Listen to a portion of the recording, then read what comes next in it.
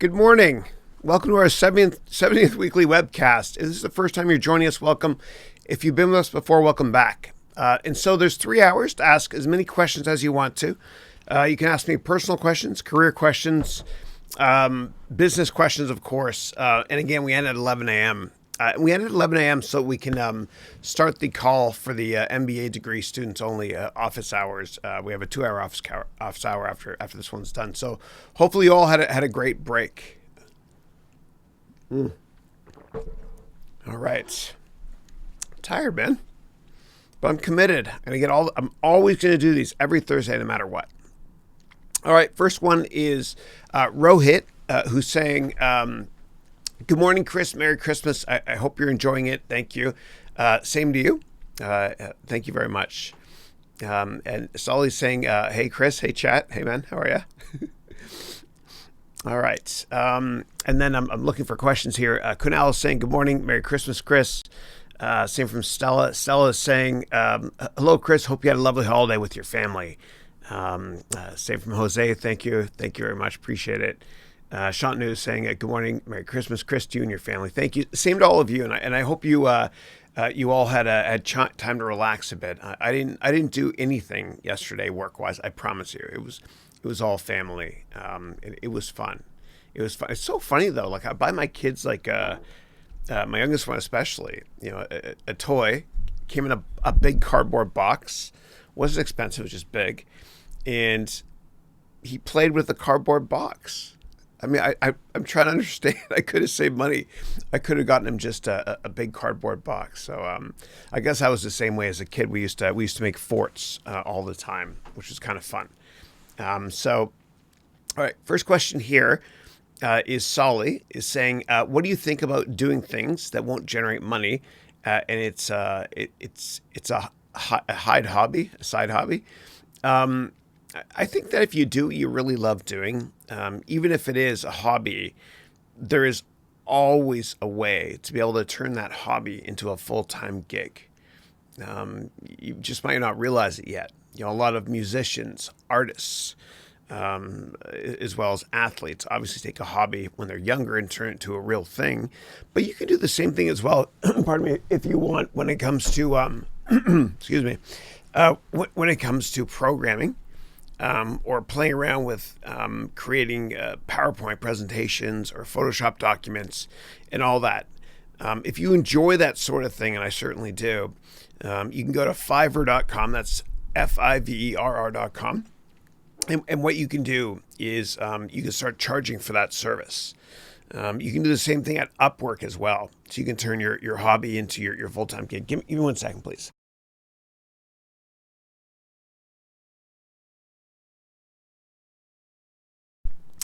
Sorry about that. Yeah, so I think you can turn your hobby into your full-time gig. The trick is, though, that once you make it your full-time job, your side hustle and your hobby, make sure you still see it as a hobby. Like, take time off, at least 1 day a week. Otherwise, it will turn into a job. And I have friends that have taken their hobbies and turned it into their careers. I have a good buddy that bought a large percentage of a certain Major League Baseball team. And he grew up loving baseball just like me. And now that he's dealing with a lot of the players and whatnot, it's not a hobby for him anymore. It's more of a hassle. So you got to remember why you fell in love with that hobby to begin with. So, yeah. And we change over time, too. Like, whatever your passion is when you're in your 20s or 30s, it can change by the time you're in your 40s or 50s, whatever it is. And that's okay, because the average age for somebody starting a new company in America is 52. And that's going up every single year. And the life expectancy of the average person in the world now is 26 years longer than it was in the 1950s.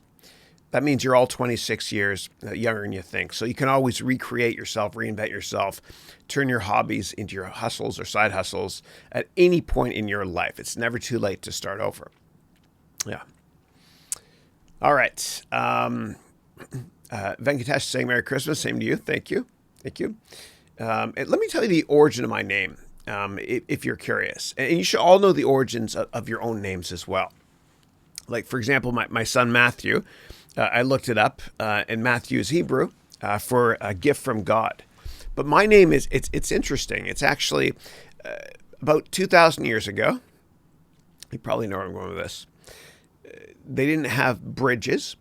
And in order to get you across a river or a body of water, they had somebody called a topher. And the topher would take you on a raft or on their back, and they would walk you across the river to get to the other side.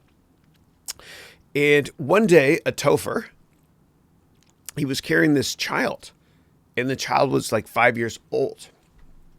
And he was carrying the child, and halfway across the water, the child started getting heavier and heavier and heavier, and the topher wanted to give up. And he said, I can't give up. I gotta pray. I gotta persist. I'm gonna finish what I started. Always finish what you start. And that's the first thing I ever told my kids, and they all know that since birth. Whenever I say you always finish, then they say what you start. And I say one other thing to them, and I have since birth. I say you never give up. So anyway, the topher was halfway across the river. He wanted to give up, and he didn't want to finish what he started, and he kept persisting. And then what happened was he finally made it to the other side of the river, and he dropped the kid off. He said, there you go. And somebody said, congratulations, that was the Christ child that you carried. And so they renamed the topher, the Christ topher, Christopher. Okay.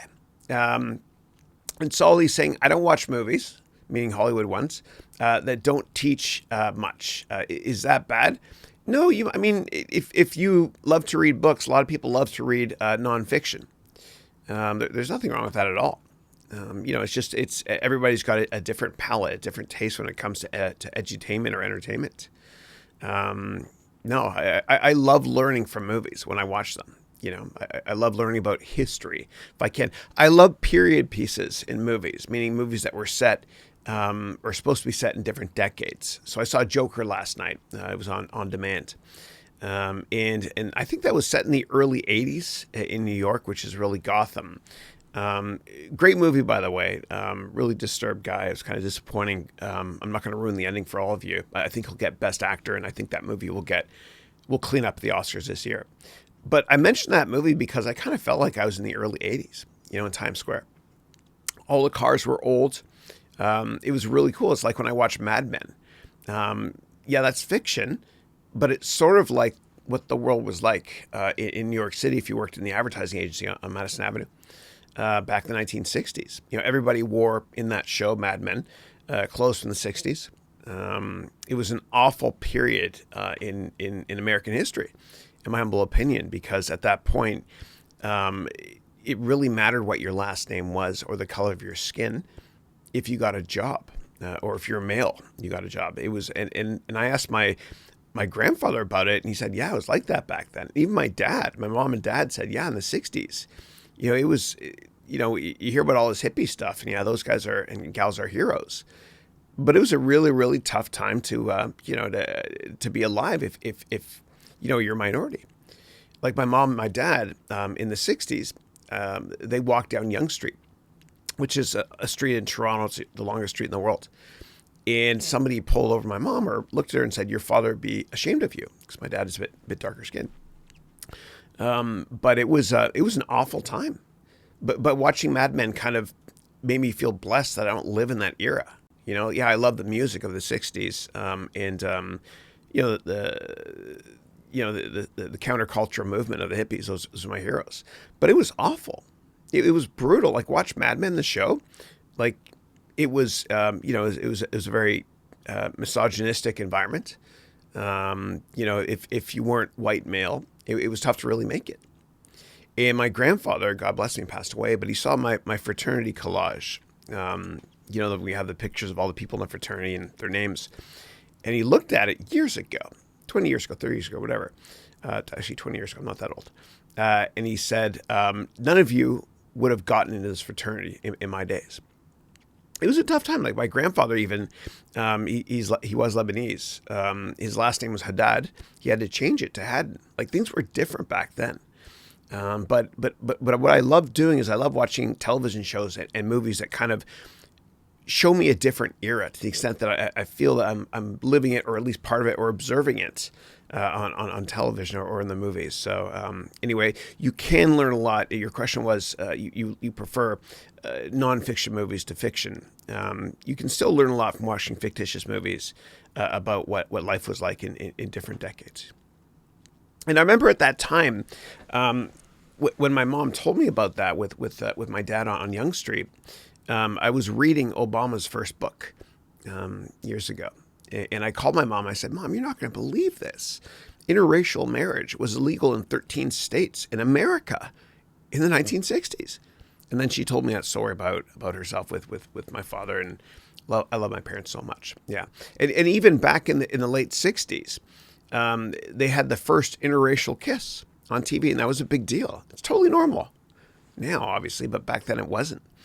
But the cover of, I remember it was TV Guide, I saw an old issue, was Captain Kirk kissing an African-American woman on Star Trek. My heroes, these people that are very forward-thinking.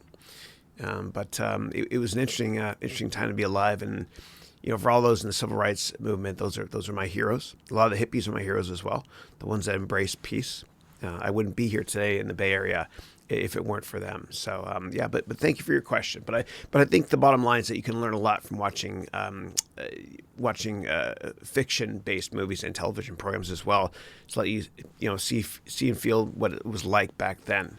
A little side note: if you want your kids to fall asleep and they're having problems, put on Downton Abbey. It's true. All right. Your kids are like, "Can I stay awake a little bit longer, Mom and Dad?" And you're watching TV, you're watching Downton Abbey or something boring like that. And anyway. Whew. I haven't had my coffee this morning. All right, next up, Solly is saying, should we have or buy new digital toys, meaning phones or tablets? What is wrong for being behind the technology? I don't think there's anything wrong with it. A lot of people are Luddites, or they're anti-technology because people always want to say how great things were years ago. Like every older generation blames the new one for being different. But I love this new generation that embraces technology, that were born digital, born YouTube, because they're very, very positive people, because they don't watch the news, right? They watch these happy-go-lucky YouTubers.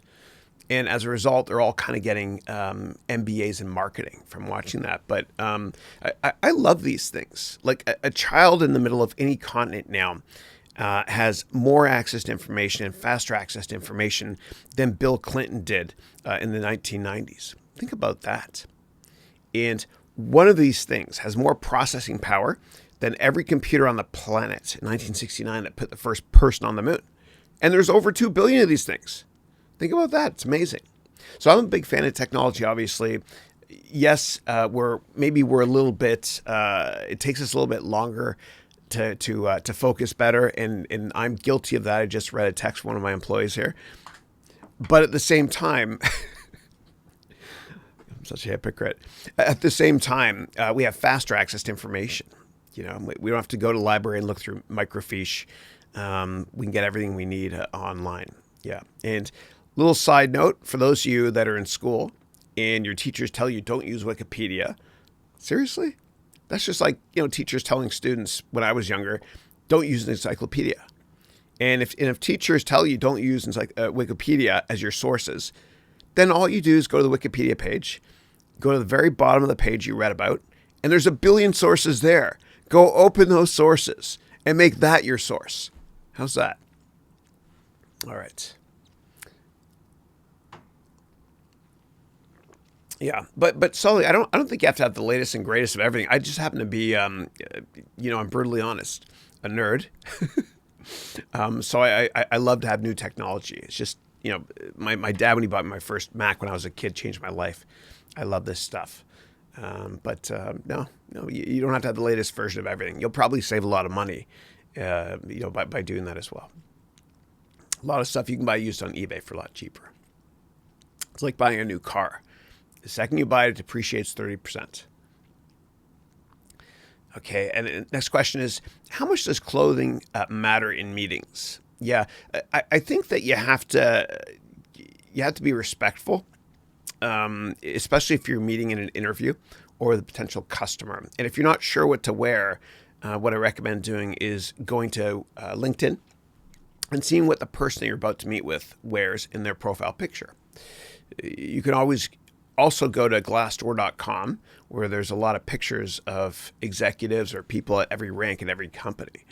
It's a great resource. Check it out, glassdoor.com. And if you register for that, obviously, just use a nickname. Yeah. And another way is just to go to the website of the company to see what you should wear. Yeah. Yeah. But it's so interesting because in this new digital reality, all that matters is up here. Right? Like, for example, I have this nice button-down shirt because I'm recording an MBA lesson later today for you guys. But right here, this is my Lululemon track pants right here. Most comfortable track pants ever. Thank you, Christine, for getting me those for Christmas. Yeah.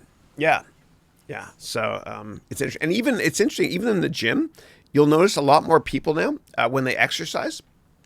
Nobody does legs anymore. Right? I mean, not as many people as used to. People do a lot of shrugs so that when they're on camera, this looks bigger. And if they wear short sleeves, they do, I guess they work arms as well. But it's fascinating how technology is having an impact on the importance of the upper half of your body in terms of clothing and everything else. It's kind of funny. Okay. Kunal has a question. How do you determine whether a particular ETF is worth investing in, and whether it's NAV or net asset value is a bargain or not? Yeah. And for those of you not familiar with ETFs, it stands for exchange traded funds. And I'll go there and I'll show you all this stuff. So I don't think you should ever buy mutual funds. I think mutual funds are a massive scam. It's true. And the reason why I say they're a scam, I don't think you can see that screen over there. Hold on a second, guys. Sorry. Little technical problem. Speaking of new technologies, I got this Mac Pro here, and one of the problems is it doesn't share screens properly with Wirecast. Okay, so if you get a chance, and I'm going to show you, I'm going to try to set this up here. I'm going to go here. I'm going to go set up, just so you know what I'm using. I'm using Wirecast. You can also use OBS, which stands for Open Broadcasting Software, which is free for online stuff like this, and it's free. So what I'll do is I'll go to Screen Capture. Add. There we go. Okay, good. And then what you're going to see is I'm actually going to make it larger. 1 second, guys. Okay, this will be worth it. I promise. I'm going to save you a lot of money when it comes to mutual funds. Okay, good. Yeah. Great. All right. So, what happens is an ETF stands for an exchange traded fund, and I don't recommend buying mutual funds anymore because mutual funds are a ridiculous ripoff. What they do is they get you with fees. They get you with tons and tons of fees, 5% in fees sometimes too. Okay, and what I'm going to do is you can watch this if you want. Hold on, I'm just going to add my face to the corner because a lot of people complain if I don't put myself on screen for some reason, although I'm very ugly. All right, so let me add this guy here. And then I'll just drag myself down into the corner there. There we go. All right, good. Much better. Great. So, a mutual fund, you pay 3, 4, or 5% fees, and 90% of mutual funds underperform what are called ETFs, which only have a fee of about 0.5%, usually max. And an ETF stands for Exchange Traded Fund. And so you can buy an ETF that represents the 500 stocks in the American market called the S&P 500. And that's called the spiders, right? People call them spiders because it looks like spider up here. That's Trader Geek Talk. So you type in the ticker SPY. It's like any other ticker for any other stock like IBM. And then you see here that the profile of this is the fee is actually quite low. Yeah, the annual fee is tiny. Look at that, 0.09%. Okay, right there. Very, very low versus 3, 4, or 5% for mutual funds. And in terms of the holdings, meaning what's inside these things, you could scroll down here. And by the way, don't use Bloomberg software. Like, don't pay for any software ever. Even professional investors, if you're watching, you get all this stuff for free on finance.yahoo.com. All of it. Yes, even options real-time pricing, everything. I used to pay thousands of dollars every month for employees in my hedge fund. For Bloomberg, don't do it. You get it all free here. Okay. And if you scroll down here, you can find out, well, what's in that S&P 500 exchange traded fund, ETF? Well, you see you've got basic materials is a small component, and all this stuff here represents the U.S. economy. Okay, there's a company called Standard & Poor's, which puts together a list of 500 stocks that represent the U.S. economy. Yes, every now and then they rebalance it, meaning they take some old school companies out and put in new tech companies. And as a result, tech will be much, much bigger in the future as a percentage of this index here. It's only 19% now, but it'll be a heck of a lot bigger now. But it's the biggest component now, right? Look, what's second is financial services, and then comes healthcare, right? When I was born, technology was, I don't know, probably 1% max of the index. And you can see what the top holdings are here. So the top 10 holdings include, some of the biggest companies in the world: Microsoft, Apple, Amazon, Facebook, all tech stocks. And then Berkshire Hathaway, which is Warren Buffett's fund. Then you've got a finance company here, Google's parent company, healthcare, and of course Visa, which has its headquarters here in the Bay Area. Now, there's other types of ETFs you can buy. If you wanted to buy just tech stocks, you can buy what are called the Qs, QQQ. And they call them the Qs because it's QQQ, and traders like to call stocks cool things like Nintendo, which is ticker 7974 in Japan. Traders love to call it Donkey Kong. Buy me more Donkey Kong is what it is. So this one here, this represents the NASDAQ, actually the tech stocks in the NASDAQ. Okay? Like, I think it filters out many of the biotechs, not all of them, but some anyway. You can also buy gold, GLD. That's another ETF right here. Did I take that wrong? GLD. It's in the game. My son got FIFA for Christmas, so EA Sports in my head. Okay, yeah. So this here is the gold shares. It's an ETF here. And if you buy this, you pay a little fee. And I don't recommend buying gold from a store or in some seedy area because you're not sure if it's real. I want you to buy this. And I think every portfolio has to have some gold in it, always, because gold goes up when the economy is bad, and it helps to diversify your portfolio. So if I click here on profile, you'll see that the price here, the fee is 0.4% every year, which is worth paying. I think so. And the fees are a lot lower. So whenever you do your research on mutual funds, please be really, really careful because they destroy you with fees, hidden fees, and 90% of them underperform all these indexes. A couple more examples. If you want to invest in Brazil, and you don't know what to buy, and you don't want to go out and buy stocks on the Bovespa, which is the Brazilian markets index, kind of like the S&P in America, or TSX in Canada, you can type EWZ. That's how we say Z in Canada. And this here is the Brazilian ETF. And so what you can see here is you can see the holdings. So Brazil is, it's a lot like Canada and Australia in that it's a natural resources rich economy. So when natural resources like oil go up a lot, so does the Brazilian real, Australian dollar, and the Canadian dollar. Let's see what's in this index. So speaking of energy, you got Petroleum Brazil, which is called Petrobras, is here, and a bunch of other great companies as well. Let me give you an example of Canada, and then we'll wrap up this question. So if you want to buy Canadian stocks, you don't know which ones, but you want to buy an index with a low fee, you can go here and buy the iShares Canada. Okay, and this is an ETF for Canada. And as I mentioned, the Canadian economy, like the Brazilian economy and the Australian economy, are very natural resources rich. Canada has 6 major banks as well. It's a very regulated market in Canada, which is why they didn't have the real estate issues in 2008 that other places had. And as you can see here, you've got a couple of big banks, a pipeline company. This is Scotiabank here. A railway company, an oil company, et cetera, et cetera. This is a big insurance company, which is based in Toronto, called Manulife, which all of you know, I'm sure. So that's a little bit of background on this. And you can buy certain indexes that have certain stocks, like the Oil Services Index, the OIH. So if you want to buy a basket of stocks that are companies that drill for oil or make the equipment for it, there's a company here called Transocean, which has the coolest ticker ever, which is RIG, R-I-G, because it's a rig here. Baker Hughes, Halliburton, Schlumberger, Tenaris. Oh, wow, they got an international company now. That's great, cool. And a bunch of others. Yeah. So if you have additional questions about ETFs, please let me know. But the bottom line is that I don't want you to buy mutual funds ever because they're a scam. 90% of mutual funds underperform ETFs anyway, and mutual funds have very, very high fees. So why do they exist?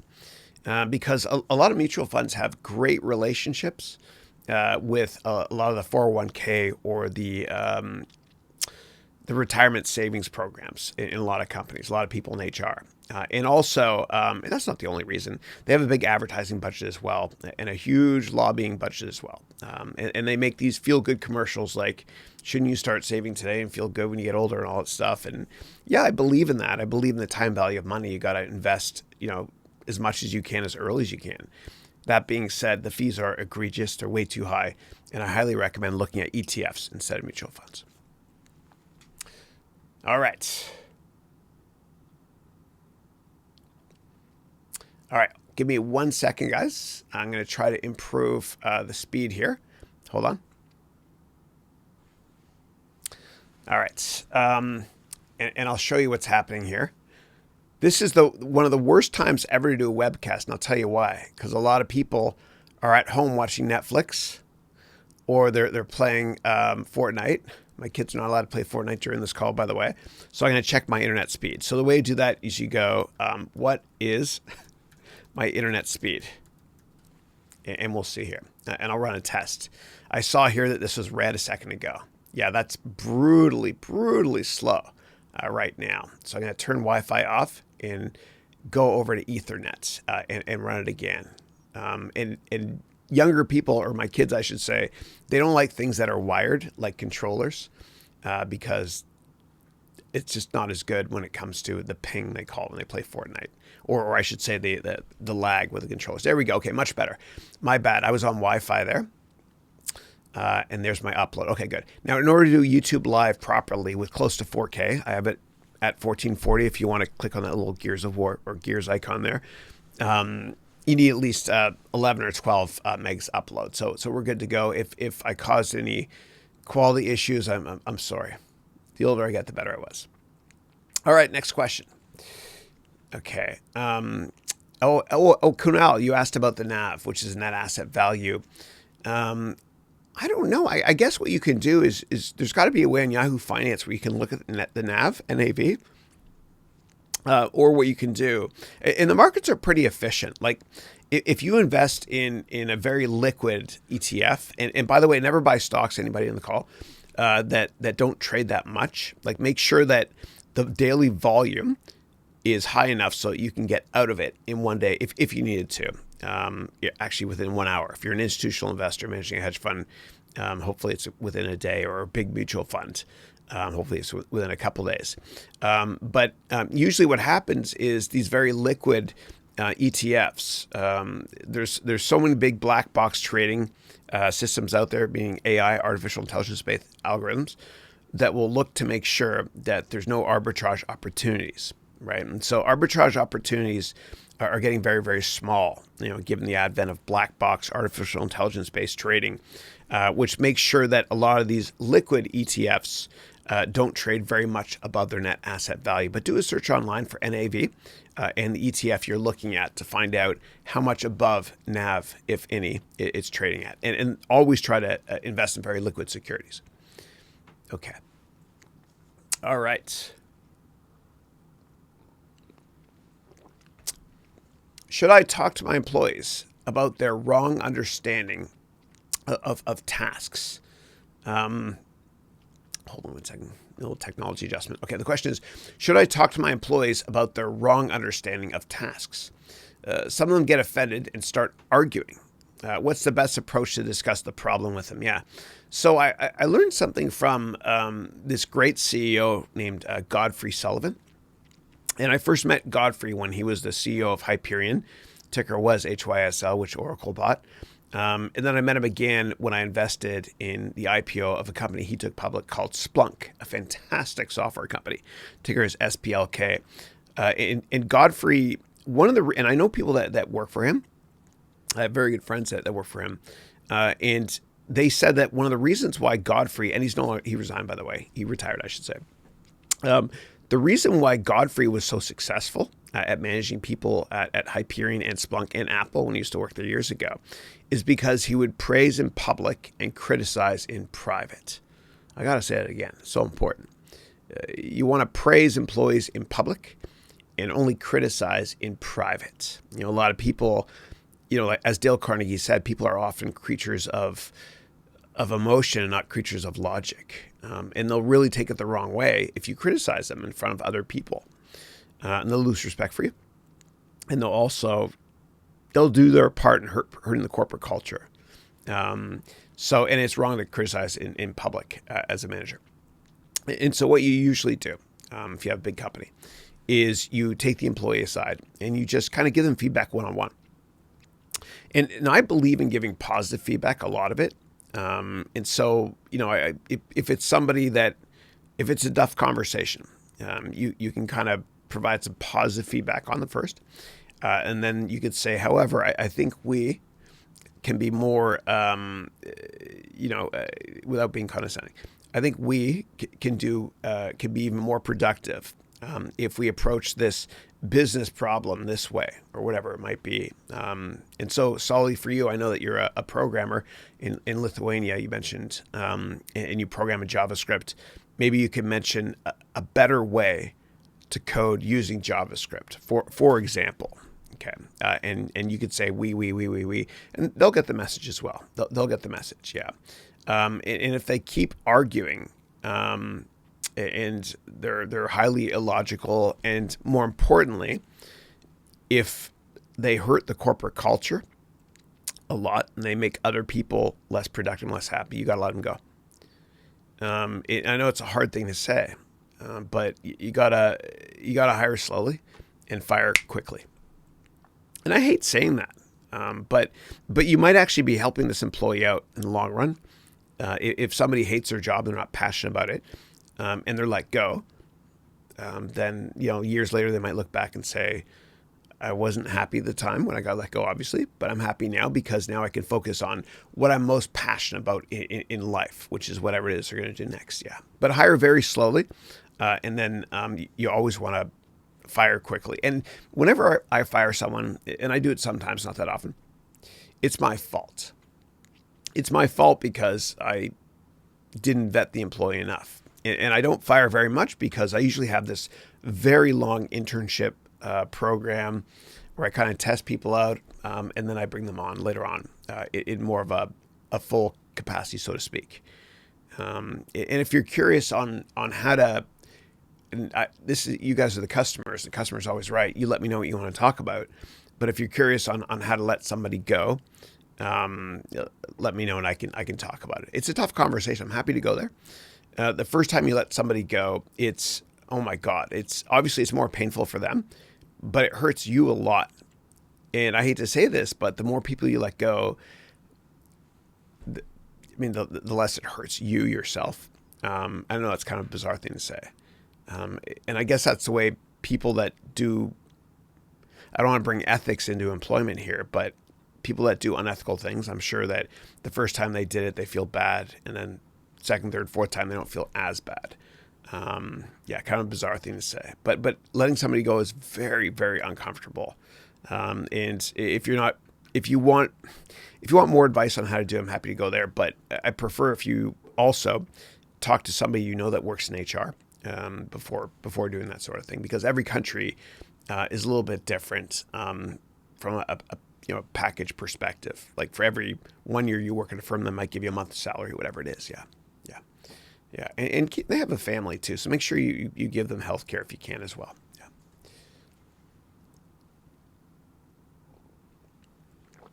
Okay, next question is, hi Chris, hope you had a good Christmas. Thank you, same to you. Traditionally, is B2B or B2C a better market for growth and startup companies? Meaning, is it more advisable to do niche B2B market or large B2C market? Yeah. So for those who are not familiar, B2B means business to business sales, like Coca-Cola selling directly to, I don't know, Starbucks, that sort of thing, so they can drink Coke within Starbucks.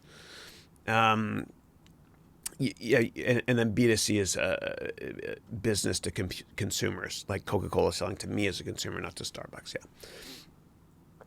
So I think that you gotta. It's kind of a tough question to answer. I think what's probably a better way to answer this question is to say before starting a company, you got to look at the size of the market, the total addressable market, the TAM, because most companies fail, and if you're successful, you don't want to get a big percent of a small pool, so to speak, or a small pond.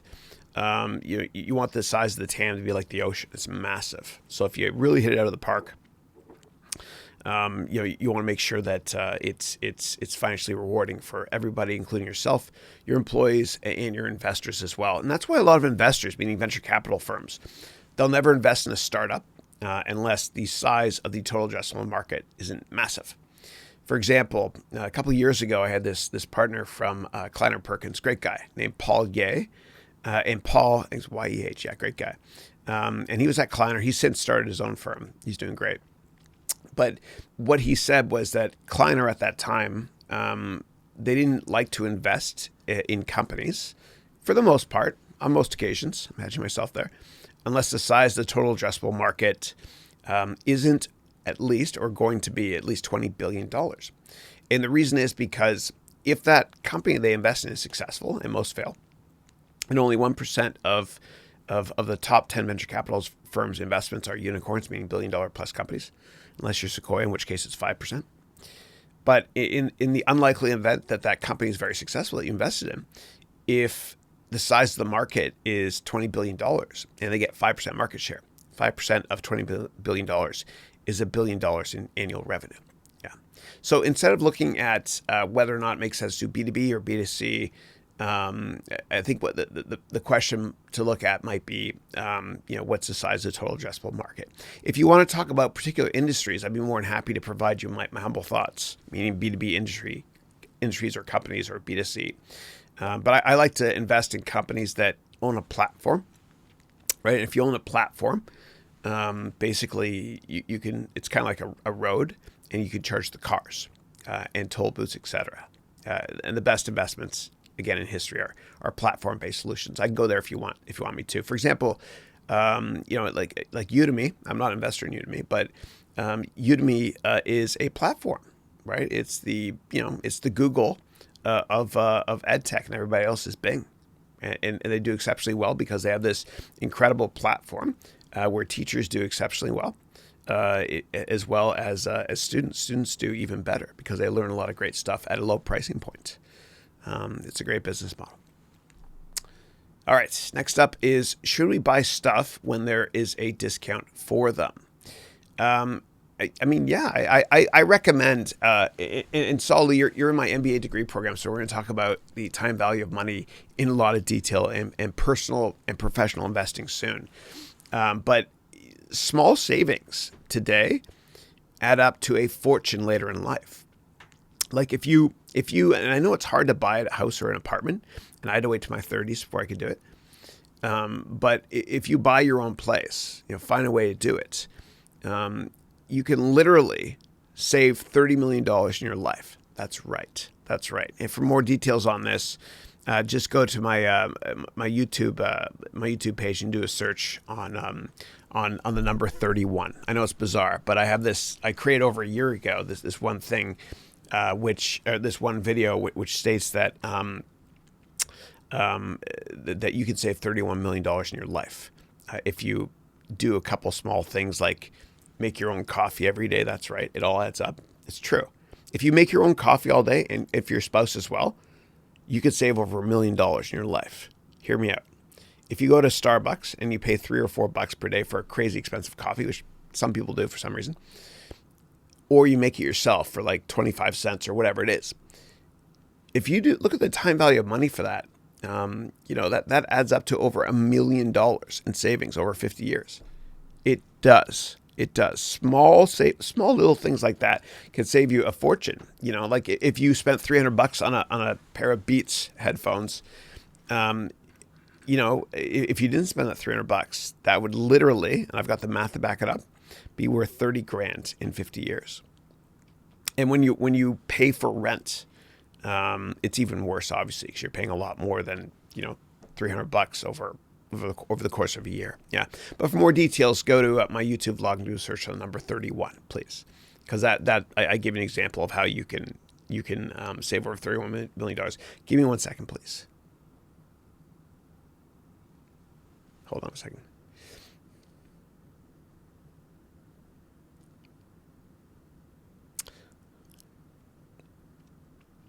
Hold on a second.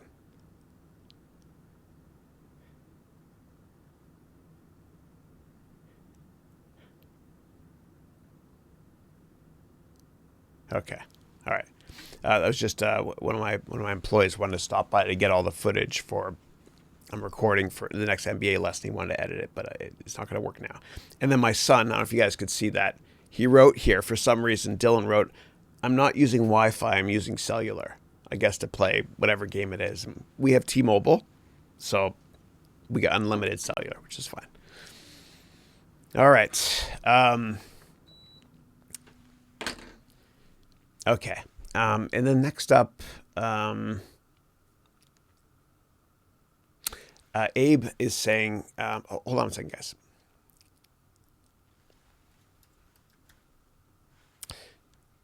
Yeah, Abe is saying, hello, Chris and everyone. Happy holidays. Happy holidays to you too. My cousin out here, his name is Abe Numair. Honest Abe, great guy. Hello, Chris and everyone. Happy holidays. I'm interested in a role in venture capital as a technology consultant. Any insight on strengths that will open doors? Yeah. So I would recommend, if you really want to do that, the best way to get a consulting role at most places is to network like crazy, especially in venture capital, because venture capital is a much smaller industry than you think.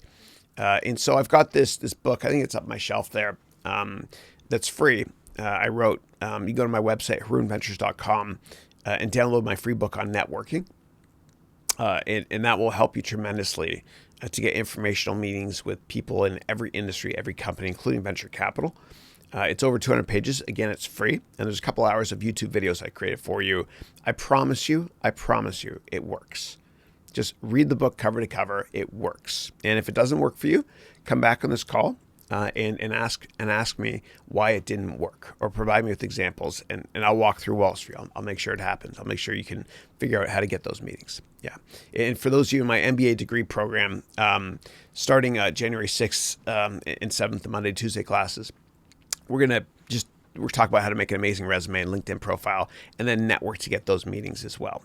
And then we're also going to do a lot of finance, accounting, strategy stuff in January as well. You guys will love it. Okay. And Amir is saying, hey, Chris. Hey, Amir, how are you? My neighbor growing up, his name was Amir Shalaby. He was also Egyptian, like my dad. So Amir is saying, hey, Chris, I've been facing a small problem with the business plan course. Okay. And for those of you not familiar with that, this is a course I have on Udemy called the Complete Business Plan Course. Some of the end sentences I type in step 3 and step 4 input won't show up in the output. Is there a word limit? Yeah. So with some versions of Excel, it's really bizarre, but there might be a 256 character limit in some cells. And for some bizarre reason or interesting reason, when it comes to technology, 2 to the power of something is the limit on things, or usually the way people configure computers, right? So like RAM usually comes in the form of 2 to the power of 2. Okay. And the same thing with the 256 character limit. What I would do is I would upgrade to the latest version of Excel if you can, please. And you can always use Office 365. You can get a free trial of Excel always if you search online, or you can pay the subscription version, which is well under $10. Well under, because you have to say you're a student. Search online. You'll find deals. And that might help you. If it doesn't, please let me know. And ask in the course as well if you want as well. And we'll get back to you on that. If you try that right now during this call, download a version of Excel. And if it still doesn't work, let me know. And I'll go through that spreadsheet with you live right now. Okay. So just let me know. Try that out. Yeah. Okay. And Solly's saying, when do I need to register a company for a product? It doesn't seem proper to have this liability before having something to sell. Yeah, you're right. Yeah. I usually register my companies after I've started making money on them. Once there's a proof of concept and it's proven that the business model actually works, then I register the company just to protect my family and my assets and lastly, myself as well. Yeah, always, always, always. Because you'll find that when you become very successful in business, people will come after you. They always, always do. They always do. Yeah. Yeah. Like there's this one firm that came after me recently for something so stupid, right? They're like those, those troll lawyers. And then they said, well, we will settle out of court with you right now for $600. And, I'm a man of principle and you know how I feel about lawyers. I love civil rights lawyers, but I said, bring it on, man. I will out litigate you. I don't care if this costs me a fortune. I don't care. It's the principle, right? And anyway, they dropped it. They dropped it, right? So am I a creature of logic or a creature of emotion, or was I bluffing there? Okay. But that's what happens with negotiations a lot of the time. And Trump does this too, and love him or hate him, he can usually get a deal done. And when I was 15 in 1987, I read his book called The Art of the Deal. And what Trump usually does is he's great at getting a deal done. Love him or hate him, right? Let's be unemotional about it. He can get a deal done. What he does is usually when you negotiate, this is one party, this is the other party. They both want this or this, but they say they want this. With Trump, the other party's here, and he says, I'm here. It sounds so ridiculous. And they end up meeting over here, right? So it's I kind of oversimplified it, but this guy he got, and you can watch the Netflix documentary on him if you want. He even got the mayor of New York to put up basically $1 billion to pay for this first big hotel investment he had in Manhattan, and he made a fortune. And he didn't put up a penny himself, but that guy can get a deal done. Yeah. Okay. All right. Next up. Solly's saying, can we sell our product before registering in the tax department? What if that didn't work? Yeah, so every country is different. I'm not a lawyer. Always talk to a business lawyer or a tax lawyer or an incorporation lawyer for advice in this sort of thing, or a tax lawyer. And Sully, I know you're in Lithuania, so I would just do a Google for Lithuanian lawyers or incorporation lawyers there, and just grab a meeting with one of them and ask them, please. Yeah. And for those of you in the United States, you can always go to LegalZoom.com. It's about $30 for one call with a lawyer, which is a great deal because lawyers usually, they charge a lot more than that. Yeah. And I'm not affiliated, as you all know, with anybody. I'll never make money off mentioning anything. I don't believe in being sponsored. I just want to offer you honest advice. Yeah. Yes, that limits my growth of my company, but I don't care. It's just me. Yeah. But and also for hiring lawyers cost a lot of money, especially tax lawyers. But if you can do it, because I promise you, it'll save you a hell of a lot more money in the long run. A lot. Like the hourly rate for the dude I use, it's this guy. It's Tax Ninja, is the name of the company. They're great, by the way, in San Francisco. And yeah, they charge a heck of a lot. It's crazy. But they always save me way more than that in terms of taxes. You got to be very long-term focused when you think about hiring an accountant or hiring a lawyer. And don't do your own taxes. If you can, hire somebody. And depending on where you are in the world, you might be thinking, Chris, how do I find a good accountant? Talk to your parents or your aunt or uncle or somebody that's successful and ask them which accountant they use. And they will gladly refer that person to you.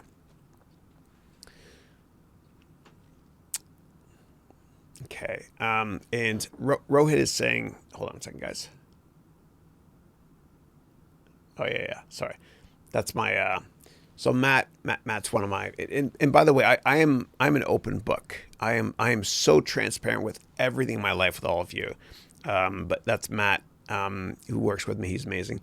He's saying, I hope you had a great Christmas. Okay, no problem. Just let me know when they're done in terms of the file for editing. I have to write thanks. Thanks, bud. There we go. Yeah. It's just, if you guys are curious what all that stuff was, I was just doing there was, so I have this MBA degree program, and some of you recognize your names. You're in that program as well. For some of you that are not, it's I initially advertised it as 300 hours of me teaching over 1 year. It's now going to be over 500 hours, and we've done close to 10 hours per week now. We've been doing it for about a month now.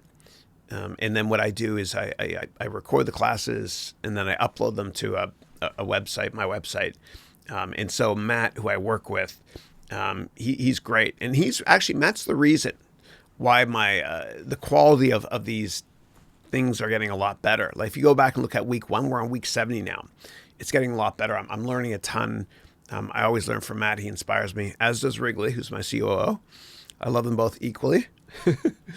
But what Matt does is I have to record the lessons, and then there's a critical path. He comes by and gets the discs, and he'll even work from here as well. I got the new, I got the highest end Mac Pro. I know it's crazy. I get it. It's nutty. But at the same time, it's a lot cheaper than hiring a couple more people. Yeah. Yeah. So he's going to come by and edit on that as well. This thing is a beast. It's a beast. I got to nerd out and show you guys something.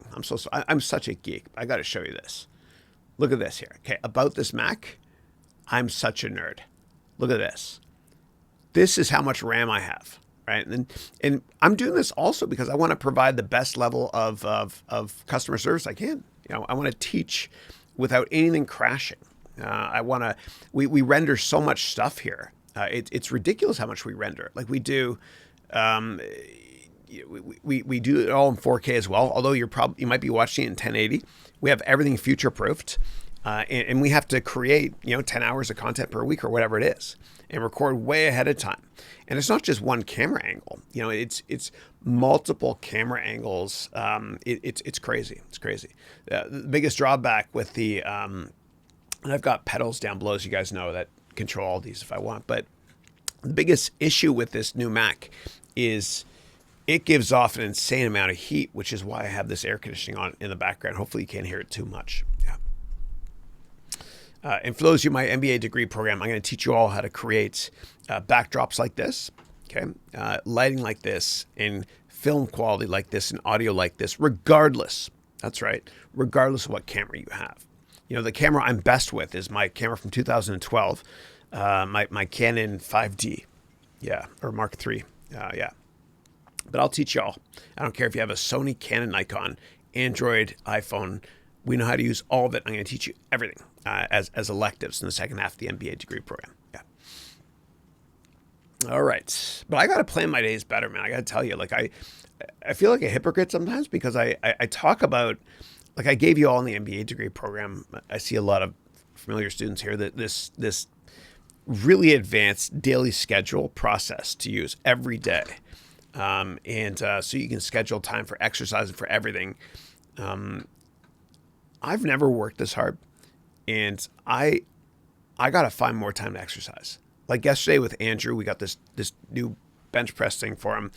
I'm helping him set it up and stuff, but I got to do a much better job planning, it. And, if you want something to get done, give it to a busy person, but I'm a hypocrite. I got to schedule a lot better. I'm not doing a great job at that. Anyway, and for those of you not in my MBA program, you can get a simplistic version of the schedule for free. Just go to all lowercase harounventures.com/schedule, and you can download just a daily template I use. Yeah, actually, I'll show it to you. Give me 1 second. Yeah.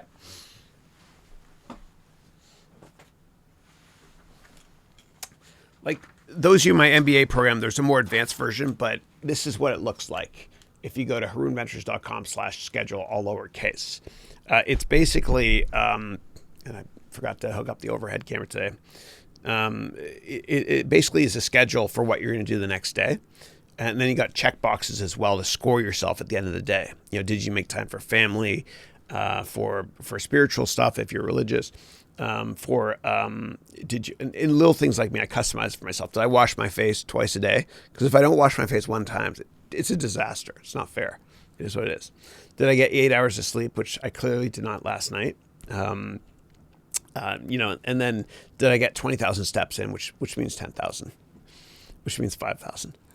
And then did I make time for diet and all that stuff. And I plan each day ahead of time. So anyway, you can check that out if you want to. Again, we've got a more advanced version for the MBA students, which has been fun. Yeah. And for all of you that, I think this is the last call this year. Yeah, it is. So for your New Year's resolutions, and for those of you in my MBA program, we're going to do a big goal setting workshop once we get back. I've created a bunch of backdrops for it. But and I'll talk about New Year's resolution in a second. This is the poster I'm going to be using at the first class you guys come back to.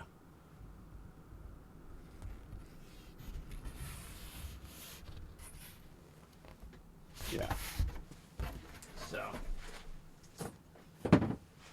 but when you write down your goals, you got to write down deadline date as well, your New Year's resolutions, because 90% of people give up on their goals, the New Year's resolutions, by the third week of January because they didn't write a deadline date.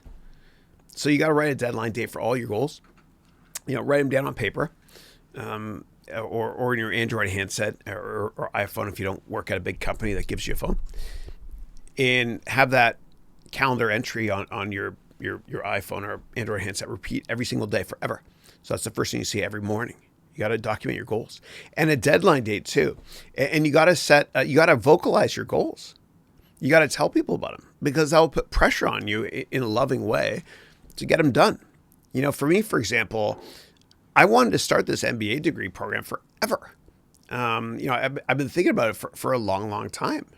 And those of you that, sorry if this is redundant for anybody in my MBA program, but it's something I was thinking about for a long time. And I did something like this for a charity, the Limo Foundation. That picture's coming in a second. There it is there, yeah. So these here are the students at the Limo Foundation, and this was a couple of years ago. Whoops, let me go back one. Sorry, it keeps changing. It's annoying. But yeah, what I did was I set up what's called an entire MBA in one day or whatever at the Limo Foundation. And this is in East Palo Alto, and these kids are great. And they all, without exception, have a deadbeat father. And East Palo Alto, where they're from, has a high school graduation rate of only 40%. It's tragic. But I did this before I even put my entire MBA in one course on Udemy. I just did it. I just wanted to help.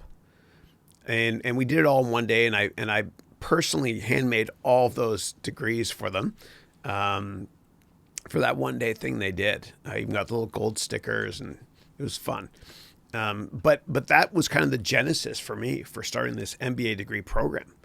And I mention it in this capacity because I'm telling you to vocalize your goals and set a deadline date. And so I always want to do this MBA thing online for people all over the world. It's not about the money. I'm clearly losing money on it. I don't give a damn. I make money in other stuff.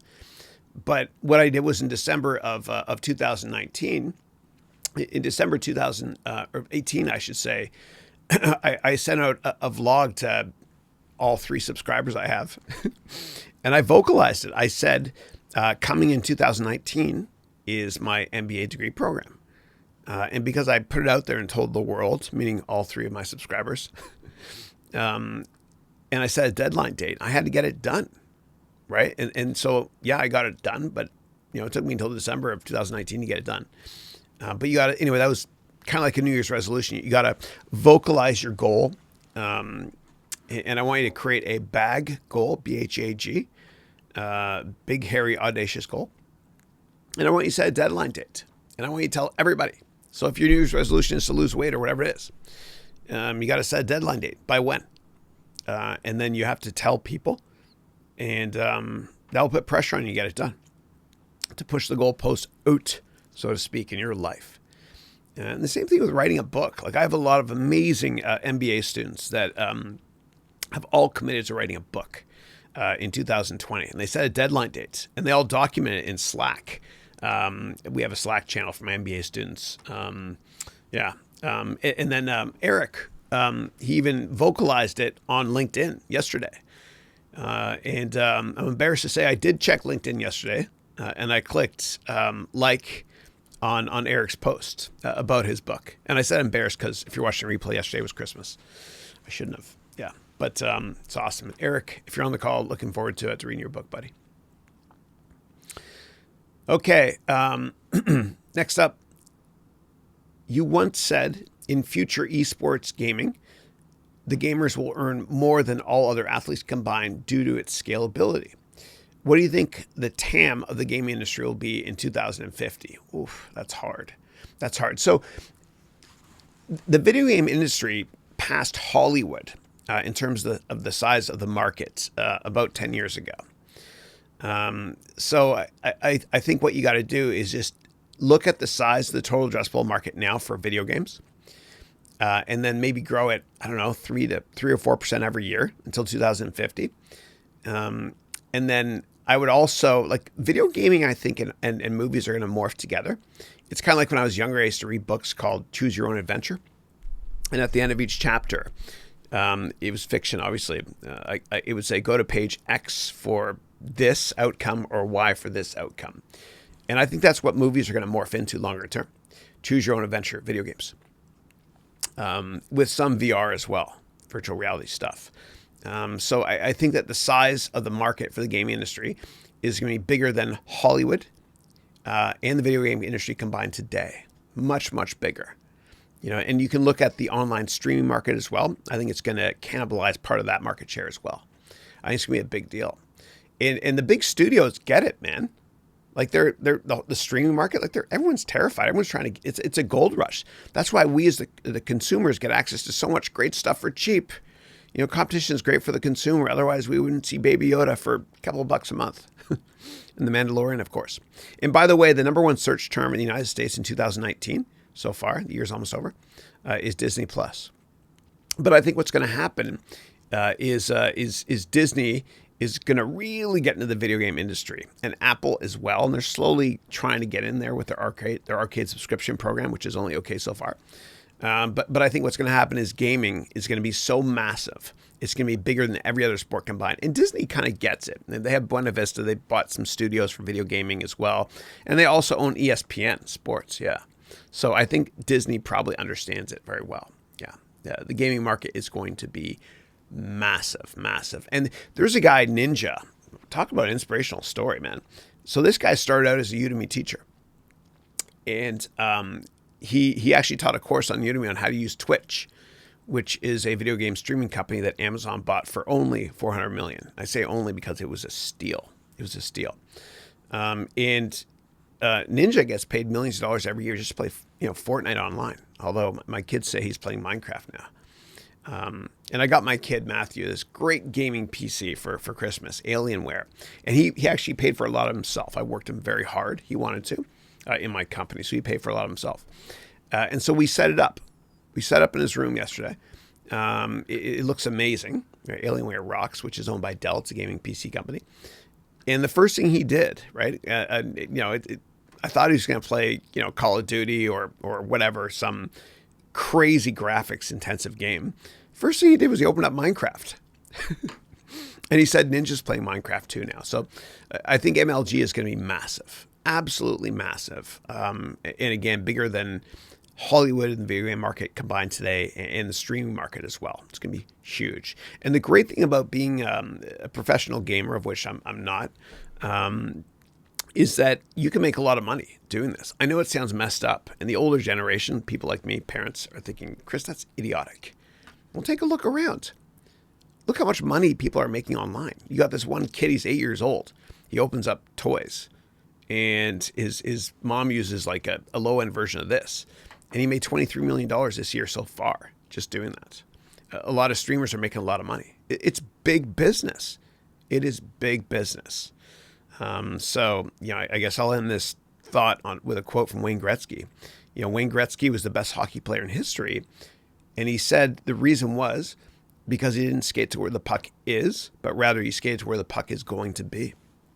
And I think we have the same foresight as well. And we think longer term from an investing perspective.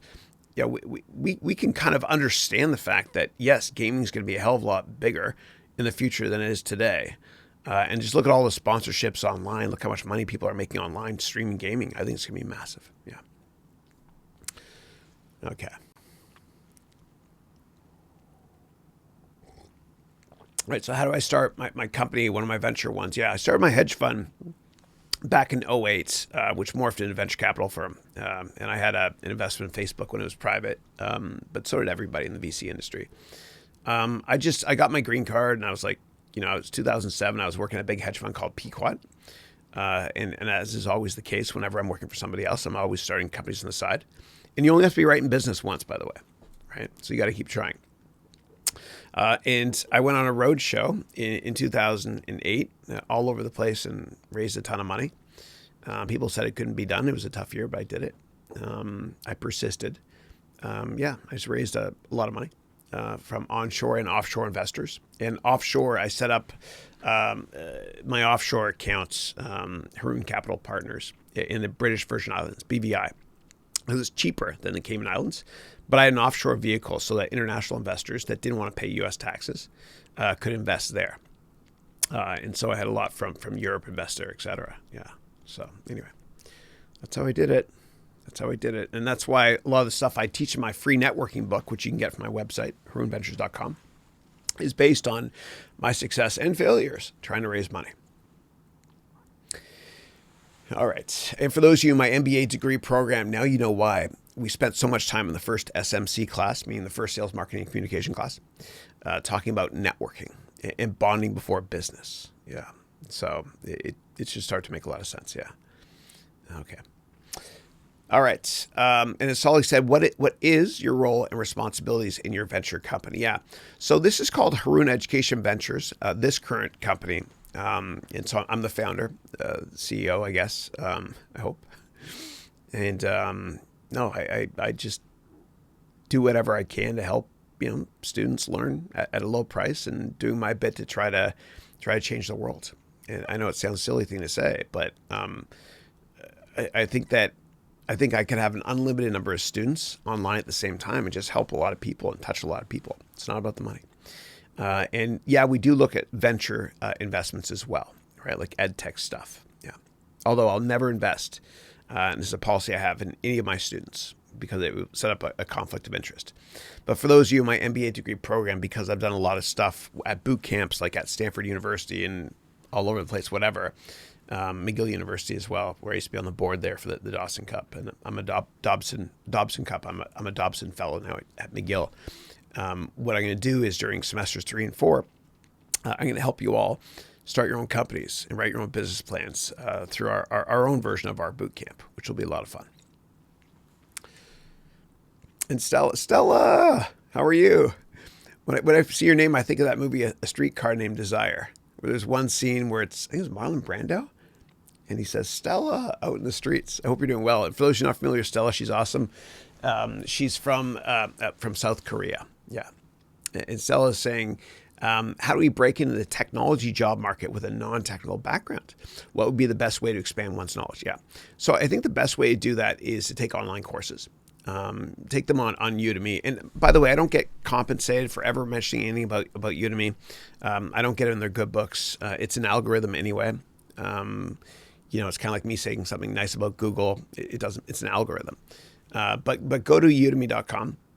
And I want you to take courses from Rob Percival and Angela Yu. Okay, and Angela's great. And I met her in Berlin recently for the first time. And she has a lot of great courses. She's amazing. So she's a medical doctor. She went to med school in England. And then she decided, I don't know, I'm more passionate about programming. And she started a company called the App Brewery.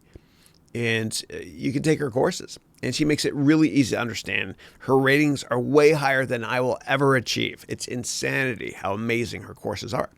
But she'll teach you everything about programming in her courses, for a low pricing point. So I recommend Stella taking courses from Angela. I think she'll become your favorite teacher on Udemy. She makes it easy and fun to understand as well. And she's upbeat. There's a great personality too for it. And so, yeah, that's what I would do. So if you want to learn how to create apps, take her courses. If you want to learn how to, make a web page or a website with more advanced stuff, not just simplistic HTML and JavaScript, whatever, take one of her courses. That's the best way to do it. And she makes it fun as well. And she's very thorough as well. I think you'll enjoy it. And after you've done that, put it on your resume, obviously in your LinkedIn profile, and we'll talk about how to do that in January in the MBA degree program. And then make sure that you apply the networking concepts that we discuss in great detail in the MBA degree program as well. Yeah, yeah. And I know you mentioned that you're interested also in sales, so maybe something sales tech focused as well.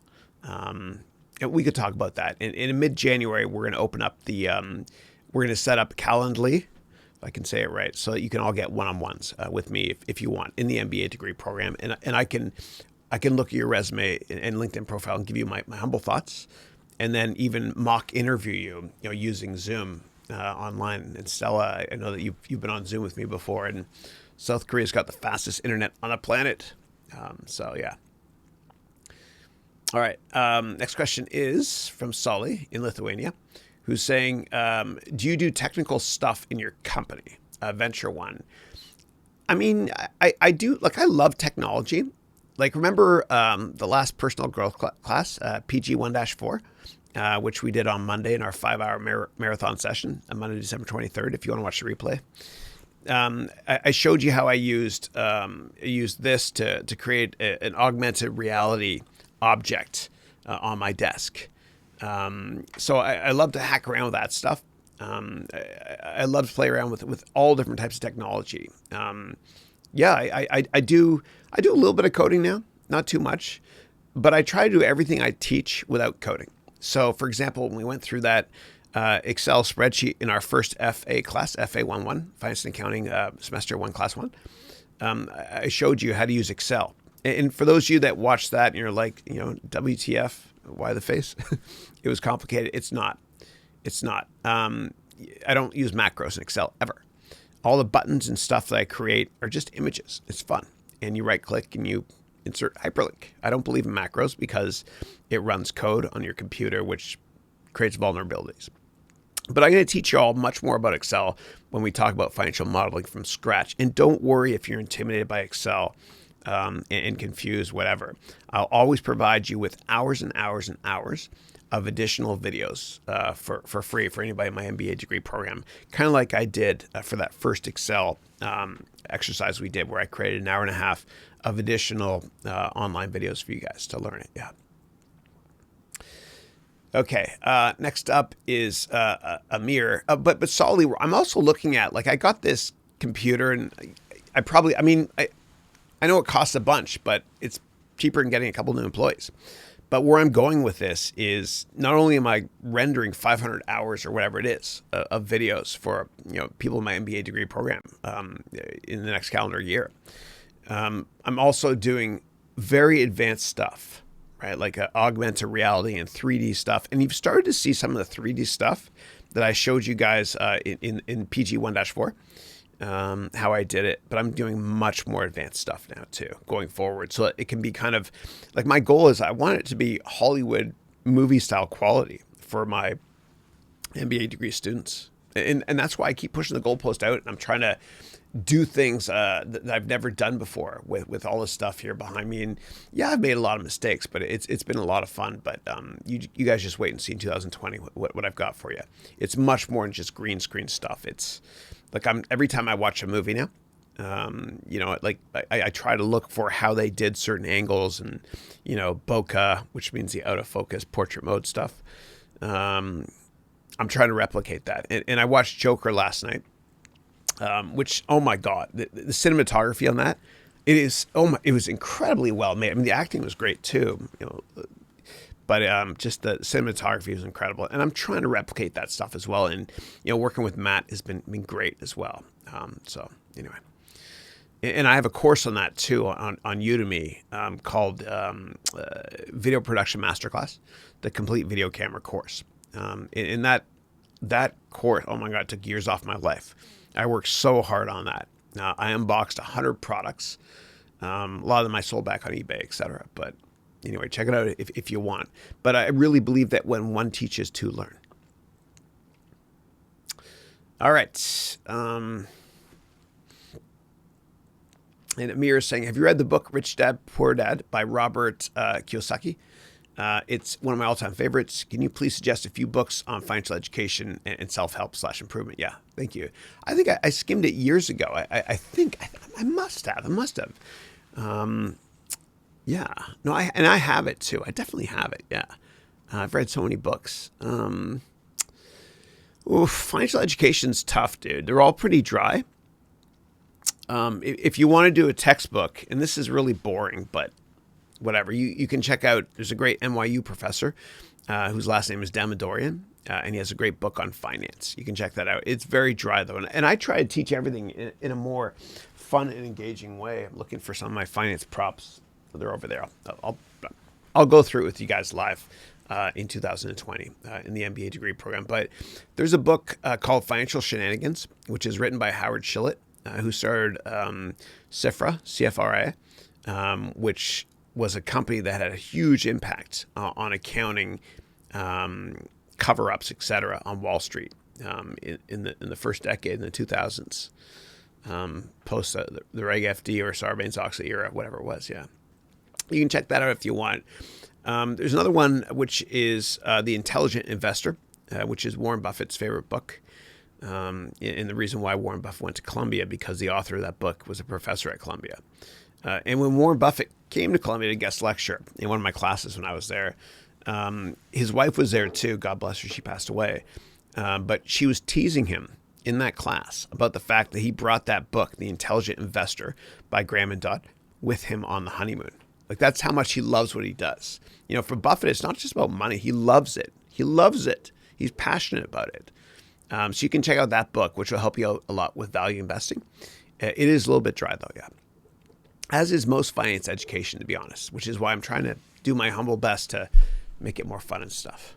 With Morgan Haroun Sachs. Remember that company? Yeah. All right. And Rohit is saying, I'm a computer science graduate. I'm more passionate about business aspects of things.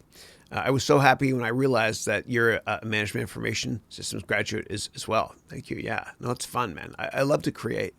And, you know, a lot of people that love video games go on to do well in business because they get involved with technology somehow.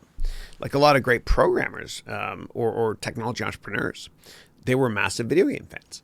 Like Mark Benioff. I had my old boss who I worked for at Citadel in Pequot, a guy named Carson Levitt, was good friends with Benioff and his family growing up. And he said Benioff used to play a lot of video games. He was really, really into it. As are a lot of programmers. You know, they love video games. And I find a lot of programmers, they think like a kid still. Like, that's a good thing. Like, they just have fun, you know? Like, there's Nerf guns at a lot of these tech companies in the Valley here. You know, there's foosball, there's ping pong. They have video games there as well. People just love what they do. And for some of them, you know, programming is just as much fun as playing a video game. You know, that's how I feel, at least. And I've got this stupid prop I got to show you. Hold on. For those of you in the MBA degree program, when I was teaching you Excel and software and stuff, I made this. I said, enjoy creating software, right? And I really believe that it's and this oil paint has still not dried. It's been amazing, but I really believe that when you use Excel and other programs online, anything Adobe makes, etc., or you're programming, it's like, I don't know, it's like you have a blank palette. And you get to be an artist, you get to create. And that's why I love front-end design. And anybody can do it, by the way. You know, and I showed you all my MBA degree program, how to create really easy buttons and then put hyperlinks in them within Excel and stuff. And that's how I think about everything I do. You know, I try to be as creative as I possibly can. And, you know, I went to Barcelona recently. It's my friend there. Oh, dude, he looks 3D pop with the black on black here. I like it. That's Picasso, by the way. He's got a little palette in his hand there, too. I don't know if you can see it. But he has a lot of wonderful quotes, really inspiring ones. You know, he said, everything you can imagine is real. You got to kind of visualize it and see it in order for it to become real. But I think that a lot of very successful people, they think like artists. They just want to create, man. They just want to build. And I think you can be passionate about technology or anything in business, marketing, whatever it is, and you can create. But just think like Bob Ross if you can. Just kind of be an artist in business, so to speak. Be creative. And you can embrace technology and learn how to code at any age. It doesn't matter. Just go onto Udemy and take courses from, Angela Yu, for example. So it's fun. It's fun. I used to, when I was younger, they thought I had a learning disability. And and they want to fail me in the 6th grade and the 8th grade. And the reason was, it was not because I had a learning disability, even though they sent me some learning disability center, which I talked about before. It was because I wasn't passionate about what I was doing. And, my dad in late 80s or whatever it was, I can't remember, but he bought my first Mac, which I still have. I'll put it on the show one day in the back there. And that changed my life because I got to use my Mac to create, create Word documents or Excel, in the pre-Office days or whatever it was. It was just fun for me. I felt like I had that palette and I was creating. And I remember turning on my Mac and I saw the Mac icon, that smiley face thing, and the Mac sound, boom, when it comes on. And it just, I don't know, it kind of, like I still have that as my sound here as well on my computer. Anyway, whatever. But that kind of changed me. Like it kind of, I don't know. I felt like when my dad got me that computer, it wasn't homework anymore. It was fun creating. Even with Excel. Like I love Excel, and PowerPoint. It's just fun. And so what I'm doing is I'm pushing the goalposts out, and I'm using 3D imagery and models, whatever, to teach. And what I'm experimenting with right now, which we're going to do in 2020, is augmented reality. So that when I teach, I'm going to go like this, and a balance scale is going to appear, like a balance sheet. And then using augmented reality, I'm going to put things on it, and then they're going to kind of weigh out like this in real time. So I'm working on that now, trying to teach in ways that I haven't taught before, just to make it fun, just to make it creative. Because I really think that when you're creative and you're teaching, or when you're creative and doing anything in life in general, it's just fun. You're more passionate about it. It's like my kids, when they color, it's just fun for them, or when they play with Legos. And what we do is we have a ton of Legos. Sometimes I'll get this tarp and put it on the dining room table so Christine doesn't get mad at me. And we'll just pour buckets of Lego out and we'll just build. It's just fun. And that's how I feel about business and business education too. I just want to build. And some things in business seem complicated, but once you lay the foundation and you build on it slowly, they're not. It's easy and fun, like building a Lego house with my kids. Yeah. And years ago, we bought the Millennium Falcon. I got it for them for Christmas years ago. And my wife she's like, Chris, did you really have to spend that much money on that? And I said, well, listen, that's like, I could spend 20 hours or 50 hours, whatever, building it with the kids at least, or 100 hours. Or I can go out golfing with my buddies, which will cost more. And then she said, but Chris, it says for, ages 14 and up, or whatever it is. And I said, yeah, if you take my age and the kids' ages, and then you divide by 4, it's exactly 14. So I think you got to be a kid at heart, for the rest of your life. And just kind of, I don't know, just be passionate about creating. You do you. You be you. Create. And that's why I think a lot of people on Wall Street are kind of, I don't know, they're depressed because they're not they make good money, whatever, which is never a recipe for happiness, but they're not really building something. They're just transacting to make money, whatever it is, but there's something missing. If I could go back in time, maybe I would just, be working construction. It's kind of fun to build because you can visualize what you're going to build and then build it, and then I don't know, it's fun. That's what I think about education and leveraging technology. And it's never too late to learn how to code, by the way. Again, just go online to Udemy and take courses from Angela Yu. All right. Is it difficult to get a non-tech job role like sales or marketing with a technical background? No, it's easier. It's easier, and I'll tell you why. So if you're not sure what you want to do in business and you're just graduating, you're trying to figure things out, you know, what you're passionate about, you get what's called an origination role. So within technology, I'll talk tech only, you're originating if you're a coder, you're creating it. And if you originate something, you thoroughly understand it because you made the product. And so if you understand how you made the product, it's easy to be able to sell the product or market the product because you thoroughly understand it. You built it. In the same thing with finance. If you're an investment banker at first, you made the IPO prospectus. You built that product. And if you don't want to be an investment banker anymore, you can sell the product or market the product because you understand how the product was made. So there's a saying in Silicon Valley that it's easier to teach an engineer finance than it is to teach engineering to a finance person.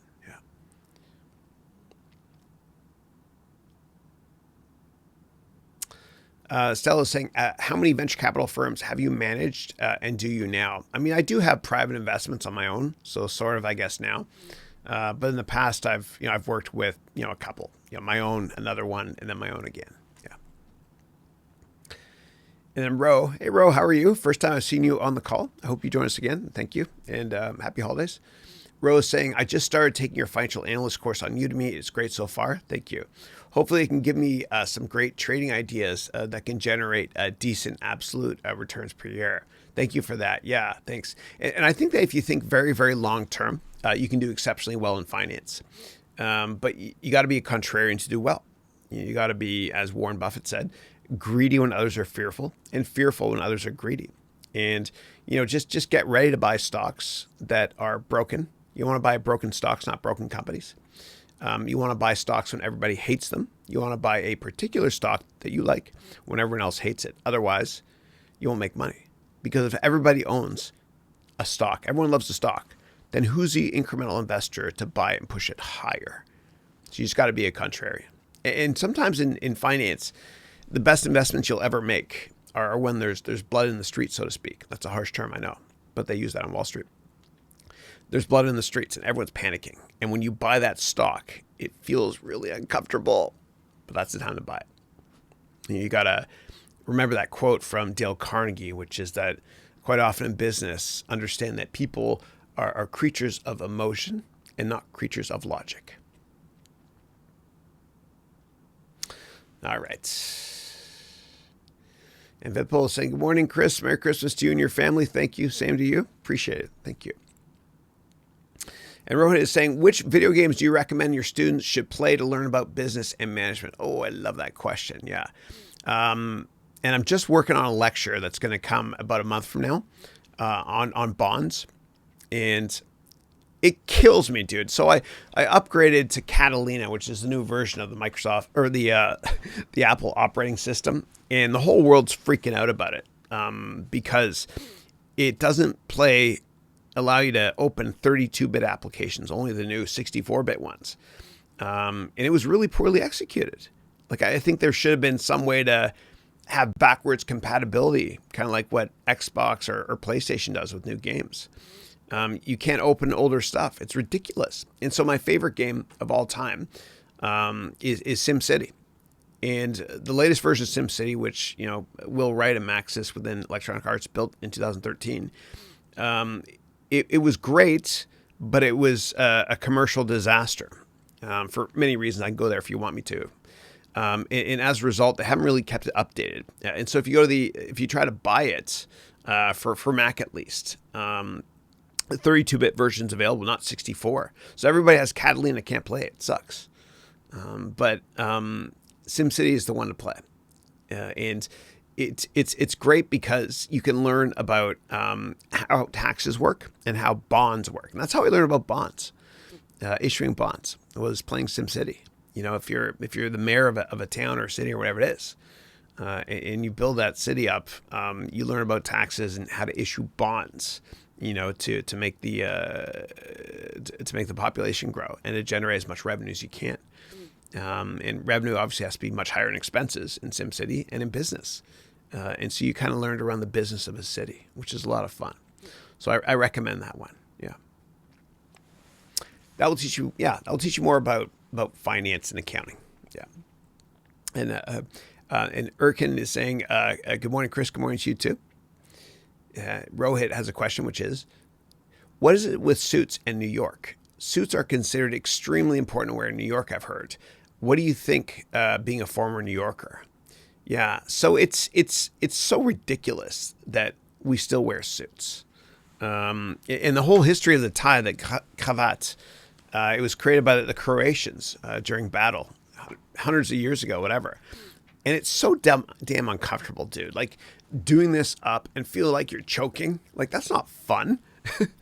So, I'll wear a suit if it's an important meeting, but I'll do my best to never wear a tie ever again if I don't have to. It's idiotic.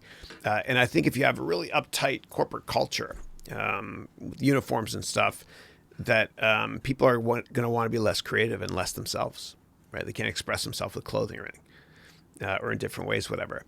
So I think it's a thing of the past. And when Silicon Valley started prospering in Internet Bubble 1.0 in the late 90s, of course, Silicon Valley, West Coast US, is all casual. New York started doing that too, a lot of the firms. And they created Casual Fridays, and they went casual. And then after, dot-com bubble one burst in 01 or so, or peaked in March of 2000, the NASDAQ, they started getting rid of that in New York, all the casual stuff. They still have Casual Fridays at a lot of companies in New York. But I think it's kind of old school. I'm not a big fan. I'm not a fan, yeah. All right. Property Search is saying, if we get senior executive connections from LinkedIn, for example, a vice president, how can we ask for in-person meetings, and how can we add value to them during the meeting, and how to prepare for that? Yeah. So Property Search, I recognize your name. You're in the MBA degree program. So I recommend watching SMC 11, okay, which will teach you how to get those meetings. Sales, Marketing, Communication, Semester 1, Class 1.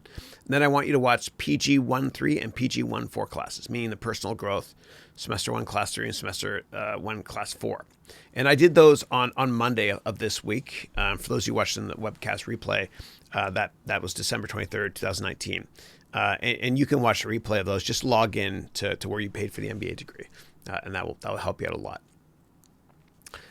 Okay, and Rohit is saying, where were you in New York? When you were in New York, did you hear of any mafia, meaning the 5 family stories or incidents? Was there any political mafia thing which you witnessed? Do they still have a lot of influence in New York? Yeah.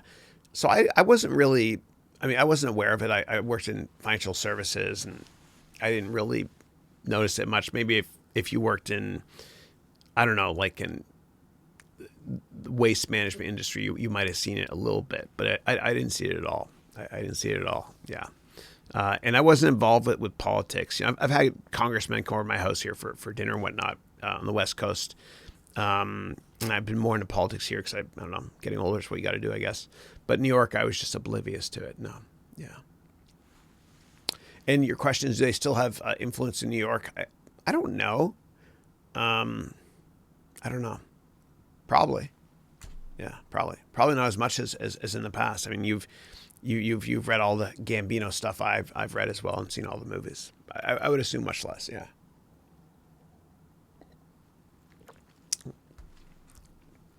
PF 1950 is saying soybeans cost too much to trade during the chop.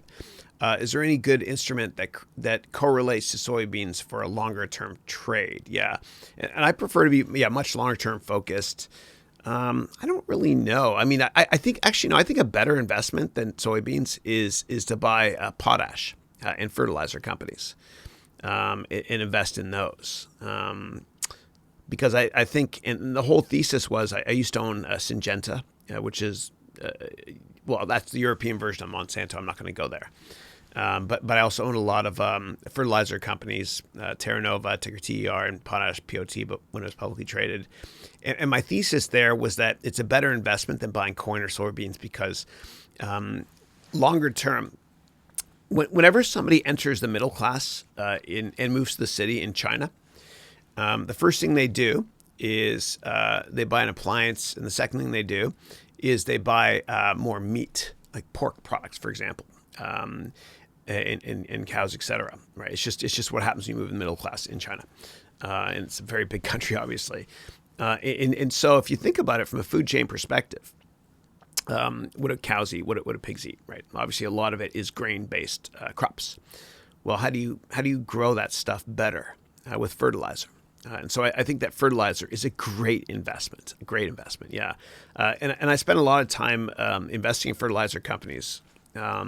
And I remember once I flew up to Saskatoon, and I went to Potash's headquarters to do due diligence on the company. And it was the middle of winter, and we went underground, a couple of miles underground, in this elevator. And I always would visit companies before I invested in them. I don't care what they do. I always do that. And so I had my biggest winter coat in the elevator, and they're like, "Dude, what are you doing?" I was like, "Well, it's the middle of winter. We're going down a couple miles into the earth."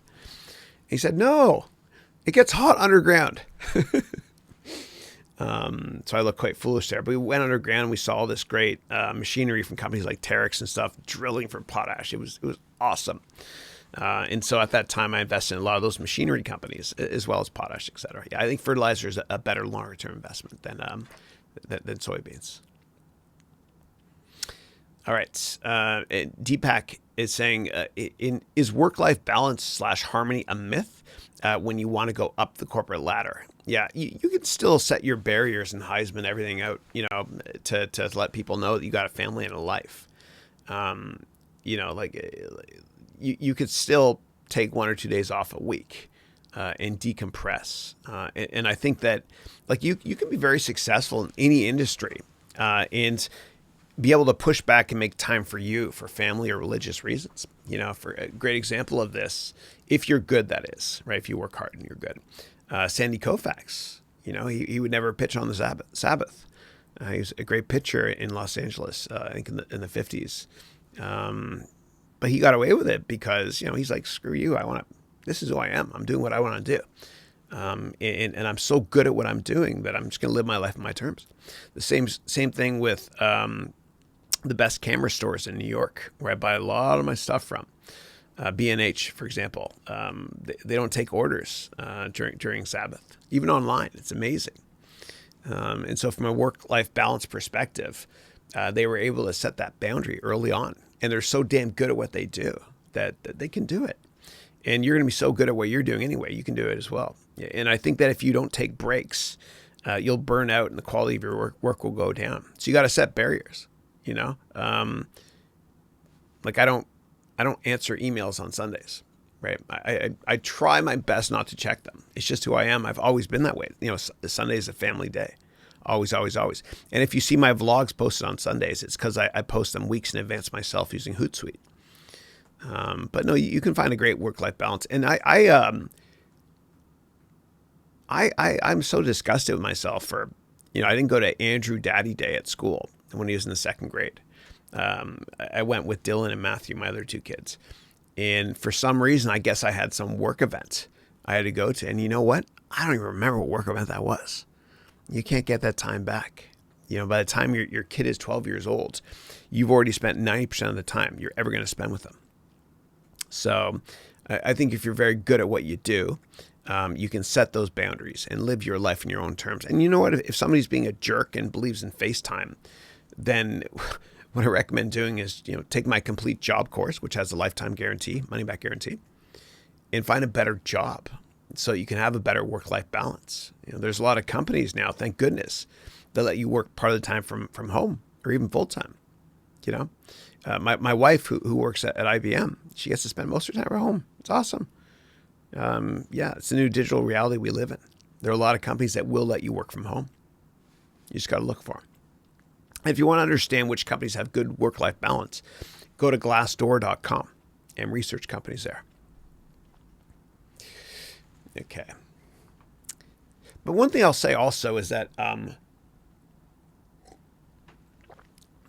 remember, like, I worked at Goldman years ago, and I was in business school and at Columbia, and I didn't want to move to Japan at the time, and they said there's an opportunity to start at Japan.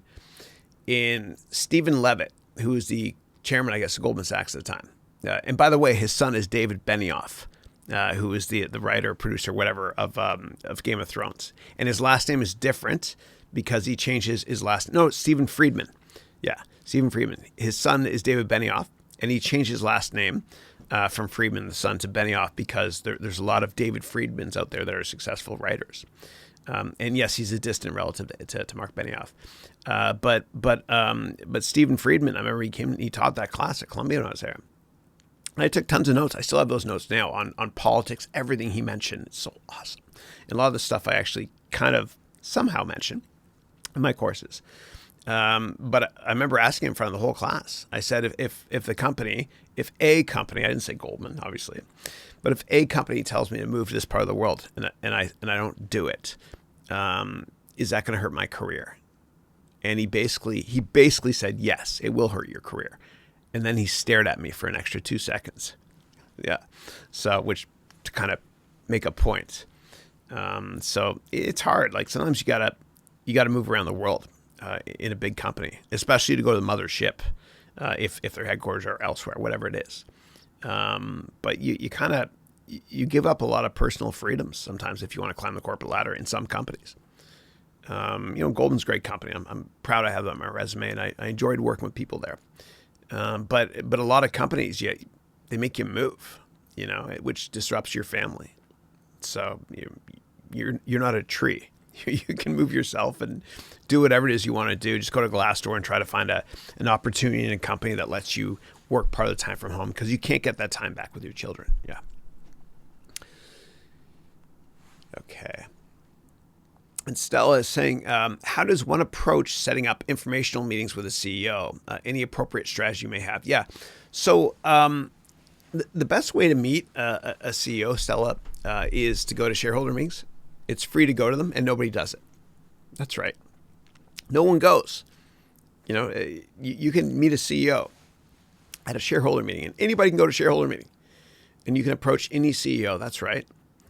And what happens is at these shareholder meetings, you've got the entire C-level executive committee there, meaning the CFO, CMO if the company has it, CEO obviously. My kids are playing upstairs. And board members are there sometimes. And what happens is, at these shareholder events, annual shareholder meeting, usually the CEO doesn't leave until everyone else is left. It's just courtesy. And you can always walk up to the CEO and introduce yourself and, pitch your product or whatever it is, or set up a follow-up meeting. And they're not going to say no, because the board is watching them and other C-level executives are watching as well. And they want to kind of, set a good impression for everybody else. Yeah, that's one way to do it. And there are other ways as well. And Stella, what we're going to do is I'm going to help you and all my MBA students in January with your LinkedIn profile and your resumes. And Stella, if you want, you can request a one-on-one with me. And I'll mention it on January 6th or so, how to set up a one-on-one with me. And then what I can do is I can go through your resume and LinkedIn profile if you want. And I can help you network even better. Yeah. All right. Hey, Kwong, how are you? And thanks so much for the LinkedIn feedback this past week. I appreciate that, dude. And the question is, there are free trading softwares. If you use Mac, you can check out Webbull, Chris. Oh, thank you. I appreciate that. And there's Robinhood as well. It's a great company. And then Kamal is saying, hello, sir. Call me Chris, please. Merry Christmas to you. Thank you very much. Same to you and your family. And then, gosh, all these words like mutual funds and ETFs or whatever it is, I do not understand. Where should I start with this knowledge and be on the same page with you guys? Yeah. So I recommend taking my taking a course I have on Udemy called the Complete Financial Analyst Training and Investing course. And in that course, I have a pretend firm in it called MHS, which is Morgan Haroun Sachs. And I walk you through, and I pretend that you join my company, my pretend company, with a not so rich history since 2017. I pretend you join my company, and I have you rotate through all the divisions within financial services within my fictitious company. And for those in the MBA degree program, we got a version of that on steroids coming up very, very soon. You guys are gonna love that. Yeah. Okay. And Andrew Dupree is saying present. Hey, buddy, how are you, man? Andrew is based in Toronto. Andrew, you, me, and Dupree. Owen Wilson movie. You haven't seen it yet? No? Nearby. And then Salim is asking, how do we get seed funding for a startup? So what I recommend doing when you start a company and you want to get investments, don't go to venture capitalists initially because the sales cycle is long. I want you to go to high net worth investors that have something in common with you. And the best thing I can tell you is just read my free networking book. It's up on the shelf there. You can get it for free at my website, harounventures.com. That will help you a lot in terms of networking to get meetings with ultra high net worth investors. Yeah. And Mael is saying a mutual fund, unlike hedge funds, is here to invest and manage portfolio investors who want to invest in midterm stocks. Hedge fund is short-term stocks. Yeah, and mutual funds, a lot of them are very long-term focused as well. So I kind of think of Berkshire Hathaway, Warren Buffett's mutual fund, so to speak, as being extraordinarily long-term. And by the way, you can buy Berkshire like it's a stock. Just search for the ticker. You can buy the A or B shares. I just own it. And then when it comes to hedge funds, yeah, hedge funds are usually shorter-term focused, but there are some that are longer-term focused as well, fundamental hedge funds. And I personally call those ones Tiger Cups. And there was this brilliant man named Julian Robertson who started a great hedge fund called Tiger in the 80s. And he was different from other hedge funds because he was, had a 3 to 5 year time horizon. He's very fundamental focused. That's why he did well. And a lot of people that worked for Julian start their own hedge funds, and they're called Tiger Cups. And they're also fundamental and longer term focused as well. Those are great ones, yeah. All right. Next question is off-topic question. What kind of lens do you use for this video? It looks great. Yeah, thanks. So I use so I've got a prime lens here, which means that you can't, for those of you that aren't photo people, you can't zoom in and out. It's just one focal length. That's it. And prime lenses are great. They're higher quality, right? So I can't zoom in or out. It has to be the exact same level. And you know what I'll do actually is I'm going to show you all my settings if you're curious. Yeah. And then here I've got a prime as well. Let me read the end. I forgot what I put on here. Hold on. Yeah, it's a Canon E50. Hold on. Yeah, Canon 50 millimeter 1.2 prime lens. And for those of you that aren't camera people, that means that 1.2 means that you could get a lot of bokeh. Yeah, and I'll show you if you're curious, actually. I've got it hooked up to Wi-Fi here. I try to be an army of one with everything I do. Everything I do with my lights, with all this. I'm doing this all myself. And I can't teach you all how to be an army of one if I can't do it myself as well. But I even control the lights here. I'll turn them off. Hold on. Yeah, so I've got everything. Oh, I look like I'm an interview on television, like one of those people that's notorious. That's me with the lights on now. Yeah, so I control everything here, but I'm going to show you Wi-Fi, how I control my camera as well. And by the way, if you guys have any camera, that's post 2010, you can hook it up to your computer and control it wirelessly as well. People don't realize that. Most cameras let you do that. And there's an EU regulation, European Union regulation, that DSLR cameras, meaning the ones with you can zoom in and out and stuff, you're not allowed to have them on for more than 29 minutes. They turn off. Because if they're on for 30 minutes or more, then they're reclassified for tax reasons as video cameras, and they have higher taxes. But I have a hack to get around that. I can go there if you want me to. But what I'll do is let me show you up here. So let me just log on, turn Wi-Fi on. Ethernet still on for the call though. Good. And I'm connected here to my Canon camera. All right, let me show you here. Actually, yeah, I'll go over here. Probably better. So let's go over here to my browser remote. Log in. So I'm logging in my camera wirelessly here. And I'm going to show you the settings I have here right now. And let me just make this bigger, zoom in. Go back, make sure we're still recording. Good, we are, yeah. All right, and let's do a live view here. All right. Live view should be working, but whatever. This is what I have on right now. Okay, so this is, I've got it at 2.8, the f-stop, because I wanted you to be able to see a little bit in the background. It could have gone lower than that, but I wanted to be able to read the text there. One child, one teacher, one book, one pen can change the world, from Malala, my hero. I have it 24 frames per second, and the shutter speed is always twice that, so it's 1/48. I don't have any stops on. I don't need to. And then I can click here for white balance. Let me hit refresh to be able to see it a little bit better. Yeah. All right, hold on a second. It's coming. There we go. There's live view there. Okay. And as you can see, I've got autofocus on for my face. And then here's the white balance. That's Kelvins. And then, yeah, that's it. That's it. But I can change the exposure here directly. So if I want, this will mess up the lighting, but I'll go down here, right? So this is basically, I'm opening up the aperture a lot. Now I'm at 1.4, which means more light's getting in, but then you can't see the back at all, right? I mean, it's more blurry, right? And people call that portrait mode. And obviously I'd have to adjust the lights, or what's called the ISO. The ISO is 200. So if I bring it back down and make that hole a little bit smaller for the aperture, you can see more of the back stuff there. Okay, so there is 2.5, which is like where I like to keep it. If I go even lower, you'll be able to see more of the stuff in the back, but it'll be blur. It'll be darker, right? So now you can see the back completely. And so what I would do in this case is I'd increase the ISO. And for those of you confused by ISO, just think of it this way: if it's dark outside, you want your ISO open.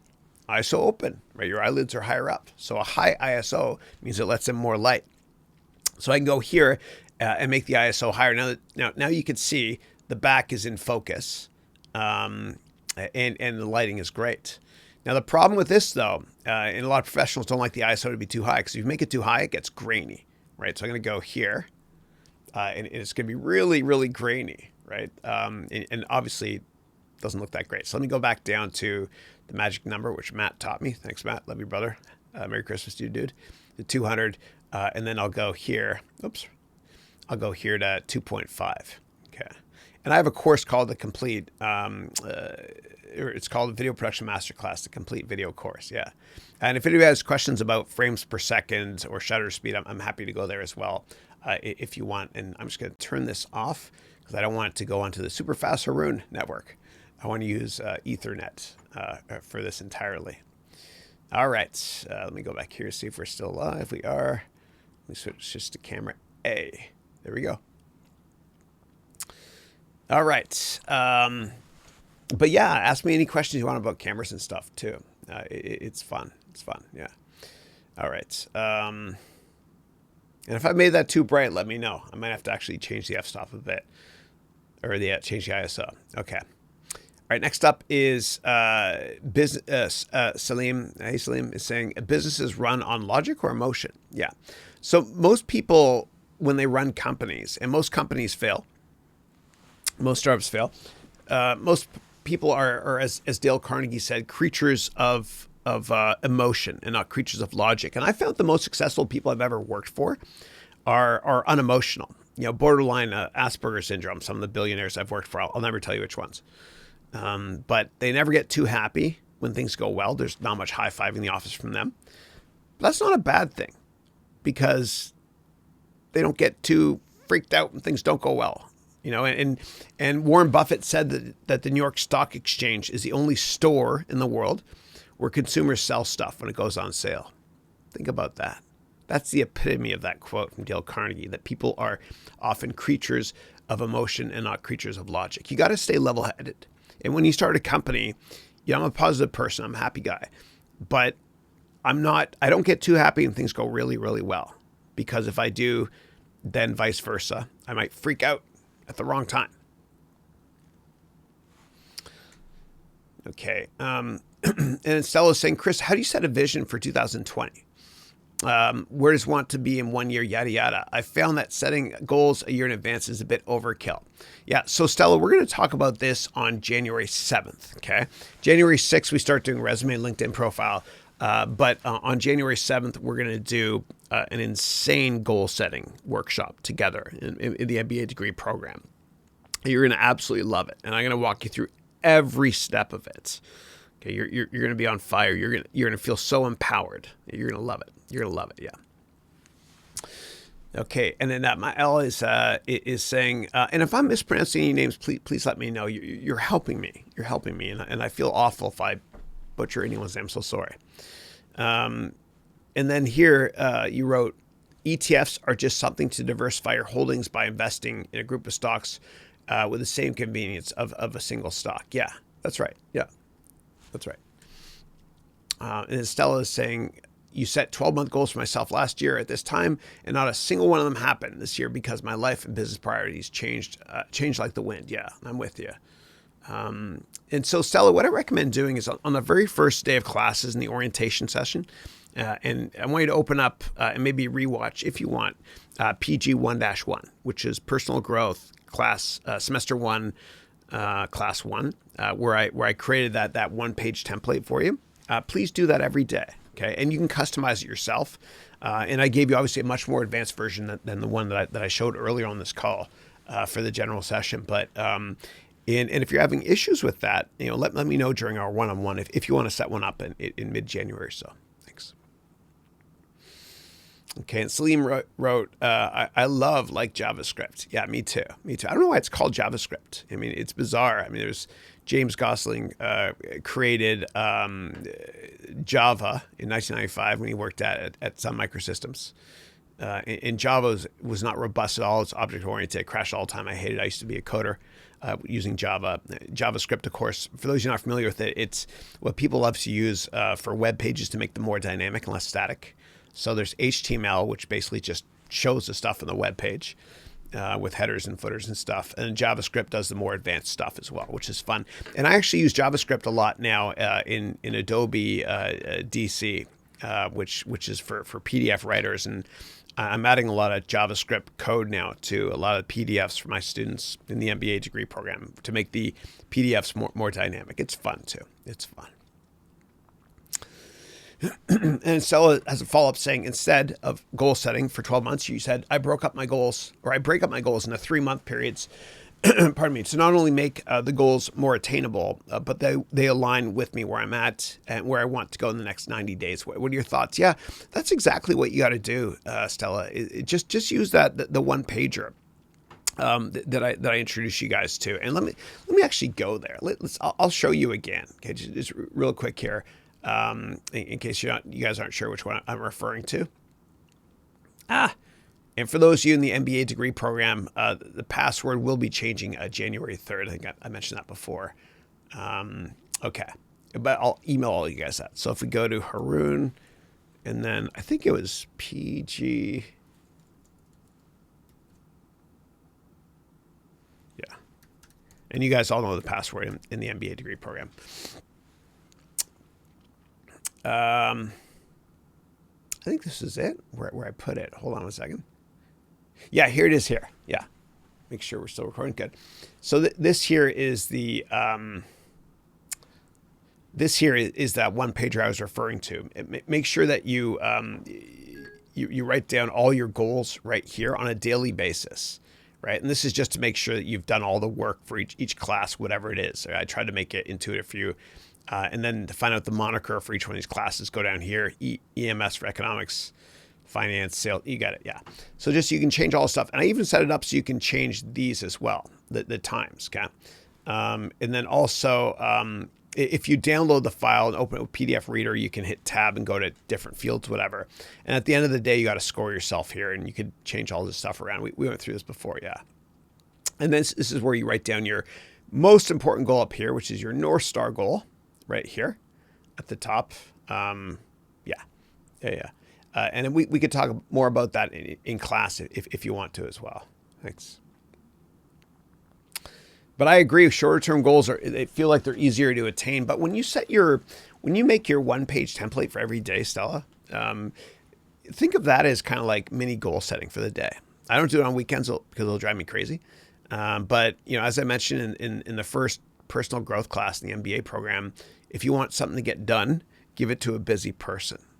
And I think the more busy you stay, the more stuff you'll get done. Like there's always that dude we know in life who has a great career, is in great shape, has a great social life, and makes time for everything. You're like, how's that person do it? How do they find time for the gym? Because they're busy and they schedule everything. That's the secret to success. All right. Kamal is saying, how do you think the Indian market compares to the global markets? It's kind of a tough question. So I've invested a lot in India, in the Sensex. I've done more tech stock investing and industrial there as well. So I love India from a market perspective because it's the world's biggest democracy, which is awesome, over 1 billion people. And there are incredible technology companies there I've invested in, like Infosys, Satyam, Wipro, et cetera. As well as great, great automotive companies and great industrial companies like Mahindra, Crompton and Greaves, if you want to get into the electricity infrastructure side, which is like the Indian version of ABB or the American version of Foster Wheeler. But there's a lot of great growth opportunities. I'm very, very bullish on India in the long run. But you'll only see me buying stocks in any market when everyone else freaks out. That's when I back up the truck. And I'm very, very long-term focused. I love investing in India. There are so many amazing investment opportunities there. All right. And then Jose is saying, what's the best way to master follow-ups with prospective clients? I'm in the digital marketing industry. Yeah. So I think you got to... I'm not, Jose, I don't know if you're in my MBA degree program, but you have to give. Okay. And there's a book on my shelf there called Give and Take. And I really believe that it's been prophetic and true since the beginning of time. You got to give. If you give, then you'll receive. And you got to give with your heart because you want to help. So every time you go to a meeting with potential customers or new customers, I want you to think of 3 things. How can I help them either make more money, save more money, or be more productive / enjoy their job more? Okay. And just think of it from that perspective because nobody does. Find out what they need and then provide to them. Even if it's not what you're selling, just help, right? If you help people, they will help you back. And when you establish connection with a new person that's important to you, I want you to try to meet with them every 3 to 6 months and put it in your calendar, and make sure that your LinkedIn contacts don't go stale. Like for me, I've got about 20,000 contacts. I look through them. I can't do that anymore. I can't respond to most messages these days. Unfortunately, I get too many. I'm humbled to say. But if you have fewer or a very small number of LinkedIn contacts, you should be able to go through all of them, every couple months or so. Put it in your calendar so you remember to do it. And then just set up meetings, follow-ups. You don't want to let your great contacts go stale. Just set up a coffee meeting. Yeah. And remember, give. And you will receive. Help them, and they'll help you as well. And business is about relationships first and product knowledge second. It's important. And you got to always bond before business. Whenever you set up a meeting, don't jump into business. Always just talk personal stuff and sports, whatever it is. And if you don't know what they're passionate about or their hobbies are, go to their Twitter profile to see who they follow.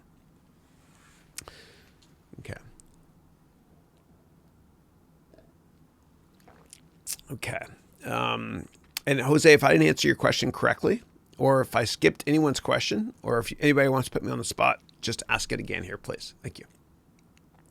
Stella is writing here, setting long-range goals seems always daunting for me for some reason. It's not. And you know what, Stella? On January 7th, I'm going to actually have you set 10-year goals in the MBA degree program. Yes, I know. And the reason why I want to do that is, and I learned this from Jeff Bezos. So Jeff Bezos at Amazon, what he does, pardon me, what he does is he has all of his product managers on products like, Kindle, Amazon Web Services, Prime, grocery, etc. He has all of them write a press release today that's going to be released 1 year in the future. And he does that because that's kind of a basic or rudimentary goal setting workshop. Okay, this is the press release coming out in a year. Here's where I am today. What do I need to do to fill that gap, to make that press release become a reality? And that's what we're going to do with you as well. But we're going to do it on a 10-year basis, much longer. And yes, we will do shorter-term goal setting as well. But January 7th is going to be, it's going to be a big deal. Yeah, it's my dad's Christmas. My dad's, I'm Catholic. My dad's Orthodox. It's Christmas Day. Is it January 7th every year? I'm not sure. Yeah. But yeah, we'll go through that together. Yeah, it'll make a lot more sense when we go through it as well. All right, and for those of you in my MBA degree program, I'm really going to challenge you. Like what happened on Monday of this week, the 23rd, it was a 5-hour class. And if you couldn't watch all of it, you can always watch the replays instead of being 3 hours. I'm going to give you way, way more than you guys are expecting. And it's going to be a lot of work. And what I recommend doing is always do the quiz right after class. It'll take you 5 minutes instead of 5 or 6 days later. And you always have 7 days to do it, except for Monday, the 23rd of December. You got 2 weeks because of holidays. But do the quiz right away when it's fresh in your mind. Always, always, always. But there's going to be a lot of stuff we're going to be doing. You guys are going to love it. And a lot of optional electives as well. I'm really pushing the goalpost. I'm trying to challenge myself. And like anything else in life with me in business or goal setting wise, I love that feeling of feeling like I'm over my head. I love it. I love challenging myself so I can grow into the person that can achieve those goals. And so with the MBA degree program, I kind of, and with everything I've done in my life that's been big, whatever for me, humbly, I feel like I'm standing on the edge of a cliff. I'm looking over and I throw a ton of airplane parts out and then I jump off and I try to assemble that airplane before I hit the ground. I love that. So anyway, this is the biggest thing I've ever done. I've got a lot of exciting things up my sleeve this year. You guys are going to love.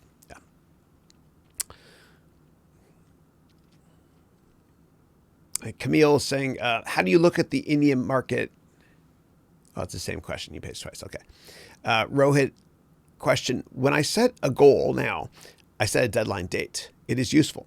But halfway working on the goal, I realize it's not worth it and I don't complete it.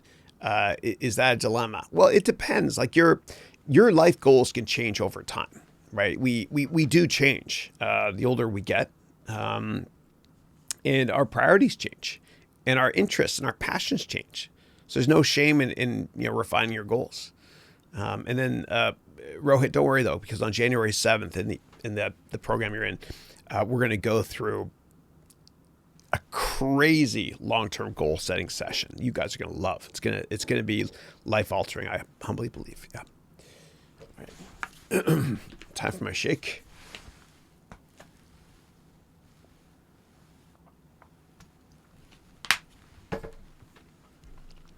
All right.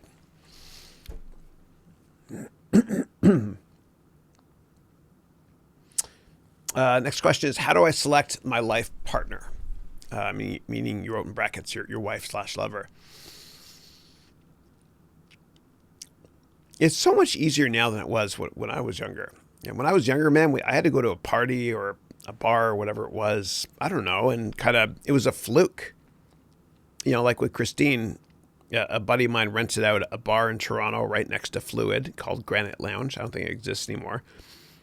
And invited all his friends, and my wife was there. And we just, I guess it's kind of like when you go to a wedding. Wedding is a great place to meet people because everybody has something in common. Right. And the icebreaker can always be, oh, how do you know the groom? Or how do you know the bride? Or whatever it is. And people feel more comfortable there and happy. So weddings are always great places to meet spouses. Always. Always, always, always. But it was harder for me and for my generation because, back then there was no, internet was out, whatever. But I met Christine December 23rd, 2006. And there was no Match.com.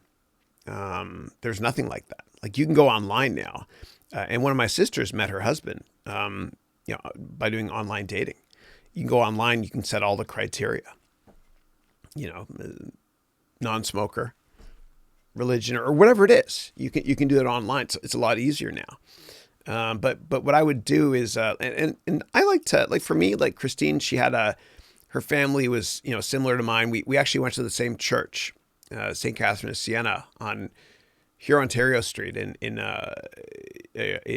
Mississauga. Growing up, I didn't even realize that. So just similar background and whatnot, and that was important for me.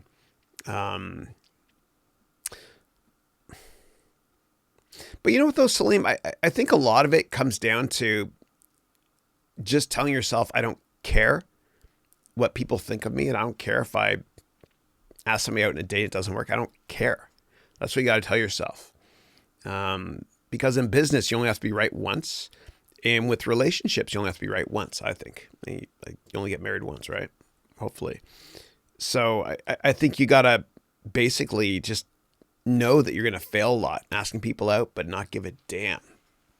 Like for me, I remember I would ask maybe 3 or 4 people out in a day or whatever it was in undergrad, and I get nervous and that was it. But I had friends like my buddy Dave Potter, who always had the most incredible girlfriends, brilliant, funny, beautiful, everything, because he didn't care. He didn't care what people thought of him. He would ask tons of people out. Average guy, better looking than me though. But you just got to tell yourself, I don't care. It's like networking. And J.K. Rowling, she had 30 or so publishers say no to her before one finally said yes. She didn't care. And if I tell you, Salim, that you will meet the woman of your dreams, but you have to ask 20 women out and get rejected, and the 21st would be the woman of your dreams, would you do it? Of course you would. And you just got to tell yourself with rejection, every time you get rejected, it's not a rejection. You're getting that much closer to success, to your goal, to meet your life partner. And you just got to say, I don't care what people think of me. And people like confidence.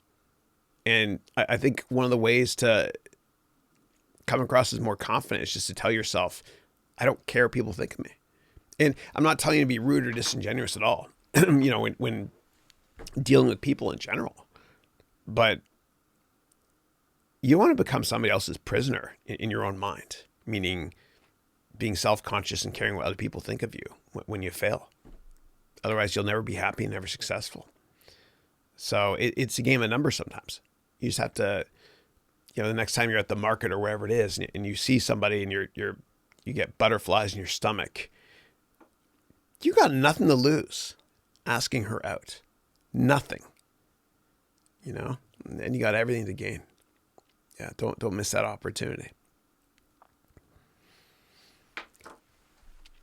And Stella, oh, just lost my spot. Hold on a second.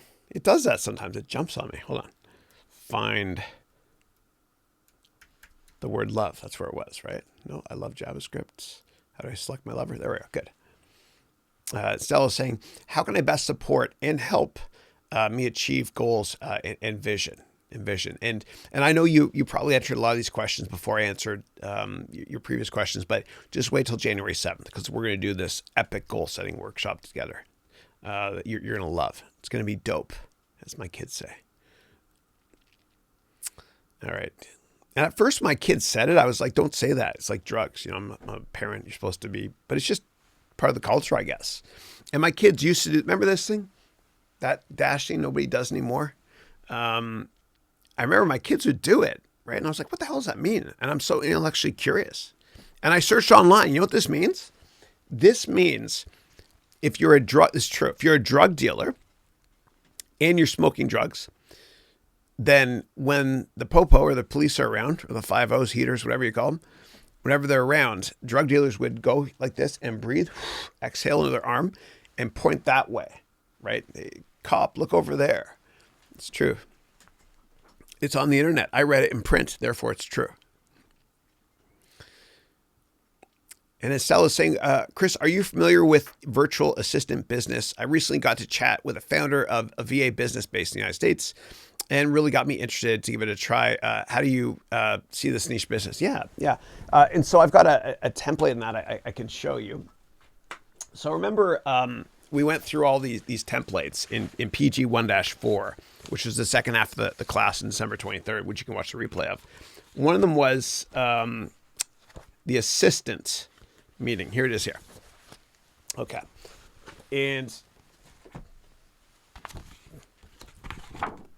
this is the template that I showed you guys. So a virtual assistant company, and go back and watch that if you want. And that template is there. I think it's template number. You can go to the harounventures.com / all lowercase, harounventures.com / PG -1-4. And you can download this. And this is template number 6 of 12. Okay. And in this one here, the virtual assistant example we talk about is called Zirtual. And I'll spell that. And you can go to their website. ZIRTUAL. So virtual, but with a Z at the beginning, or Z at the beginning.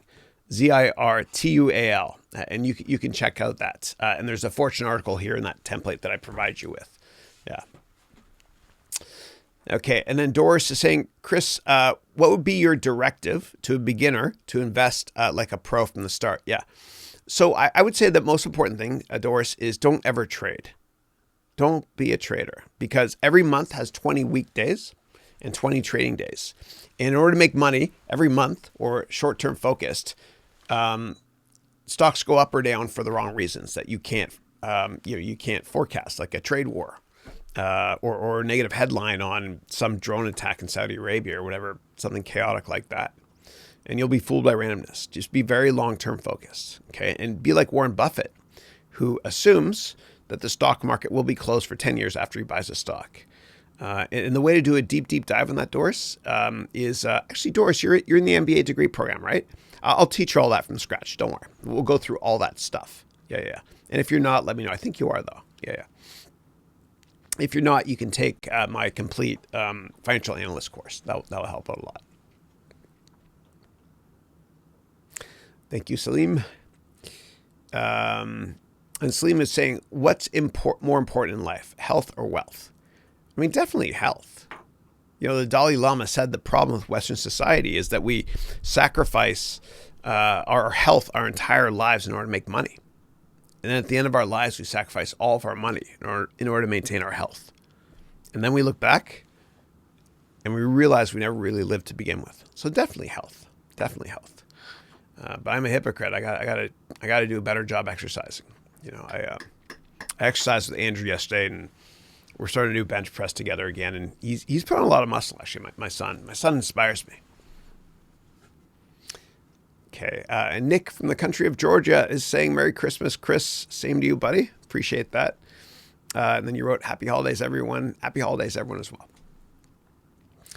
And Rohit is saying, according to you, in business, should one sacrifice his ethics / morals / principles in dire circumstances to save his company or not? Never. You know, it's you only have one thing in this life when you go from one job to the next, which is your reputation. It's not worth it. It's never worth it. And, you know, entrepreneurs that are successful have started many companies. You know, you only hear of the successful one because that's newsworthy, but they've all failed many times before. You just don't hear about the failures. All right. Omar is saying, Happy Holidays, Chris. Thanks. Same to you, dude. And then Omar is saying, when is the next cohort of your MBA degree program? Yeah, so it's going to come, it'll be next year. And I'm so sorry if a bunch of people are on this call and they applied and they didn't get in. It's just, we're so jammed. But we'll do it again next year. Yeah. And another question, what is Boxing Day? So Boxing Day it's more of a Canadian thing for me. I don't hear people really talk about it in America. So in America, the biggest shopping day of the year is the first Friday after Thanksgiving. It's called Black Friday. And it's called Black Friday because in accounting, if you're losing money, it's called you're in the red. If you're making money, it's called you're in the black. And they call it Black Friday because retail is such a cutthroat business that most retail companies in America are in the red all year long. And they break even. They're in the black on Black Friday. That's how rough retail is. Don't go in the retail industry, please. In Canada, it's different. In Canada, And it might be a British or Commonwealth thing, I'm not sure. But the day after Christmas is called Boxing Day. I'm so curious now. Can somebody please go to Wikipedia and find out why it's called Boxing Day? Maybe because of the boxes, unboxing. I have no idea. No idea. But everyone goes shopping then because it's cheap. All things are cheaper, right? And if you're a retailer, you're like, oh my God, I have all this excess inventory I didn't sell. What do I do? Oh, I'll sell it on Boxing Day. And then my wife, Christine, she's so cost conscious. I'm the spender. She's the saver. She's awesome. But she used to do things like buy wrapping paper on Boxing Day because it's a lot cheaper, I guess. Yeah. And Stella has a question. Is there any type of companies one should never work for? Yes. Well, two types, actually. Number one, the one where it feels like it's a job and not a passion for you.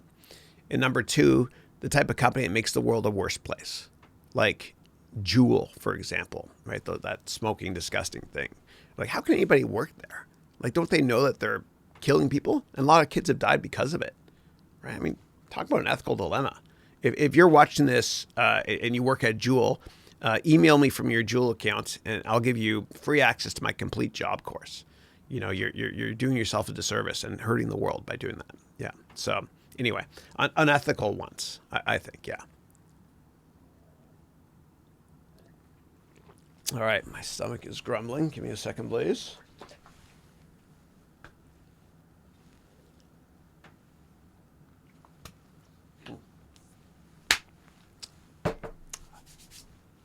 I didn't put enough water in my shake this week when I made it.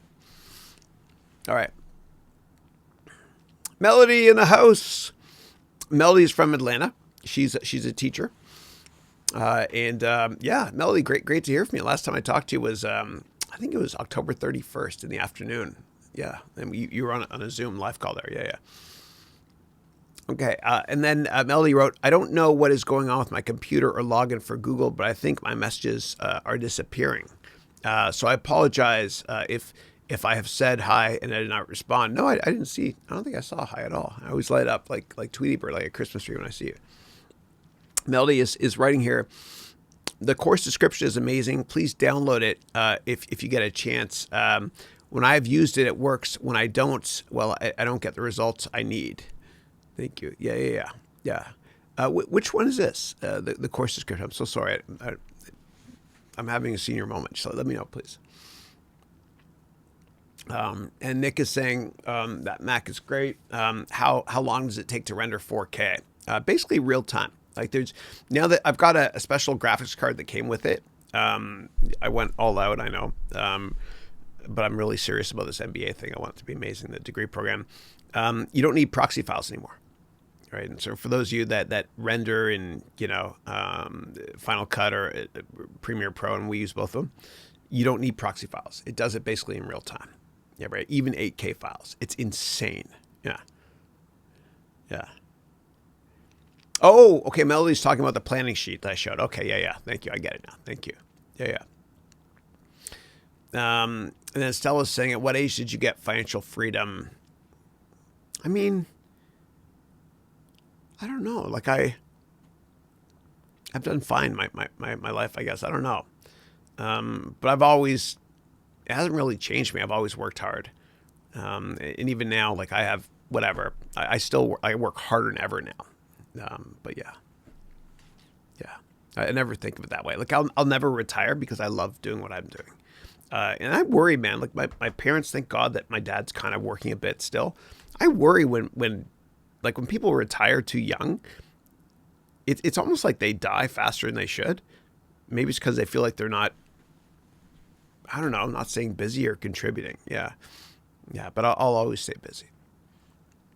All right, next up, I'm so happy that I've subscribed to your channel. Thank you, I appreciate it. You're super honest, you're knowledgeable, and your ability to switch between topics just amazed me. Thank you. This is fun for me. It's not a job. This is a passion. Yeah. And I'm the most unpopular person in my house right now because my kids are dying to play Call of Duty, right? Modern Warfare, 2 of them at least. And one of them is dying to play Fortnite. But no, this is not going to happen. They can read a book. And I did get them a bunch of books for Christmas, and they probably won't even crack them open, but I try.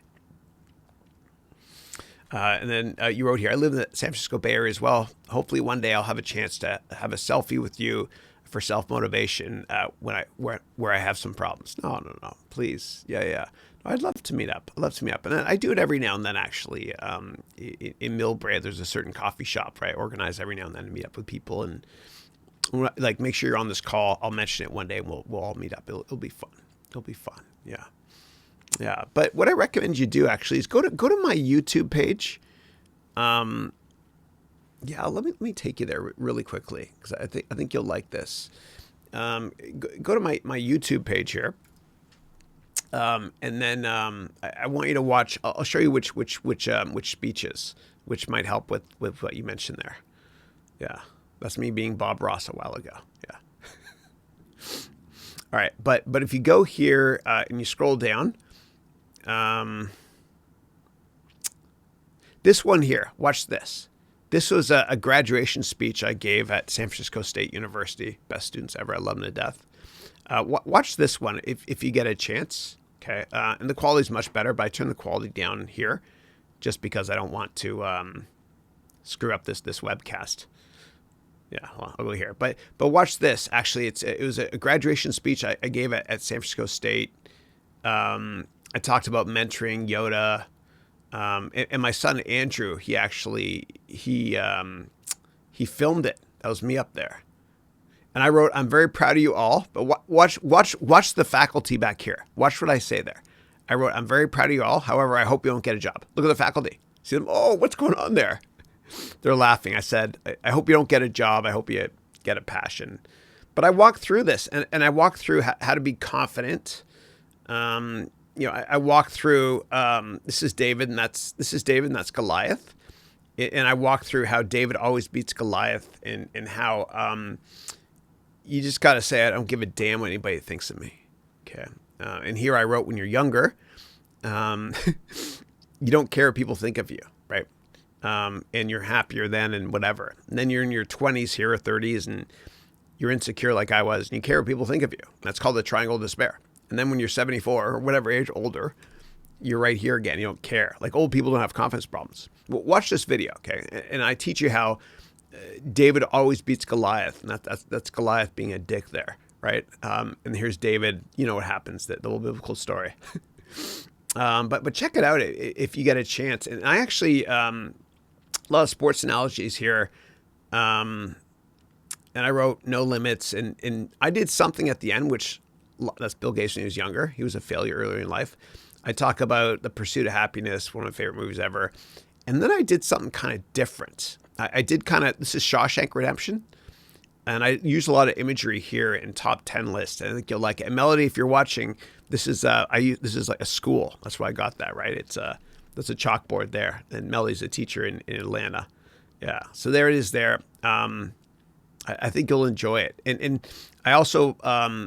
I created a version of that in a gazillion different languages at the bottom. This is English. I have every language I could find here. And I paid for it to get done, right? Arabic, everything, right? Oh, wow. Arabic's got a lot more views than I thought. Yeah. So anyway, whatever. Check it out if you want to. I poured my heart into that speech, and that might help out humbly, I think, with some of the confidence stuff that you may or may not have alluded to there. Yeah. Self-motivation, I should say, not confidence. You wrote self-motivation, yeah. And Melody wrote, "Oh my God, Chris, I love Choose Your Own Adventure. All those books are the best." That's right. I mentioned that earlier. I'm going to do that eventually with the MBA degree program. I'm going to do Choose Your Own Adventure so that whatever people vote on after topic 1, I'll go to topic 2 based on what you guys want. I'm going to make it fun, man. That's my goal in 2020 is to make the whole MBA degree just more cinematic and more fun. And whenever I watch movies now, I always try to think about how to replicate certain scenes. Like I watched The Joker last night. A little bit out there. Good movie, though. I liked it. The cinematography was off the charts. It was insane. But I look at that now. I notice it only because I try to do a half good job at this stuff. Oh. Okay, Rohit is asking, what is the difference between Chris Haroun? Is that how you pronounce that last name? Haroun? Chris Haroun and Warren Buffett's investing ideology. So Warren Buffett is even longer term focused than I am. And he's more of a value investor, meaning he likes to buy stocks that are cheap with high dividend yields usually. I'm different. I am long-term focused.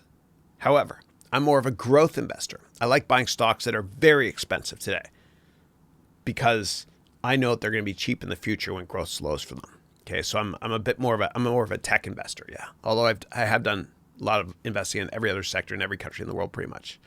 But I'm more of a growth investor. He's more of a value investor. And for those of you not familiar with that, on the investing spectrum, you're usually either a growth investor, meaning you like to buy stuff that's expensive but growing fast, like Amazon, whatever, or you're a value investor, like Warren Buffett, who likes to buy stocks that are cheap and aren't growing very fast. And it's like religion. Growth investors and value investors don't see eye to eye. And every growth stock eventually becomes value stock. It just takes a while.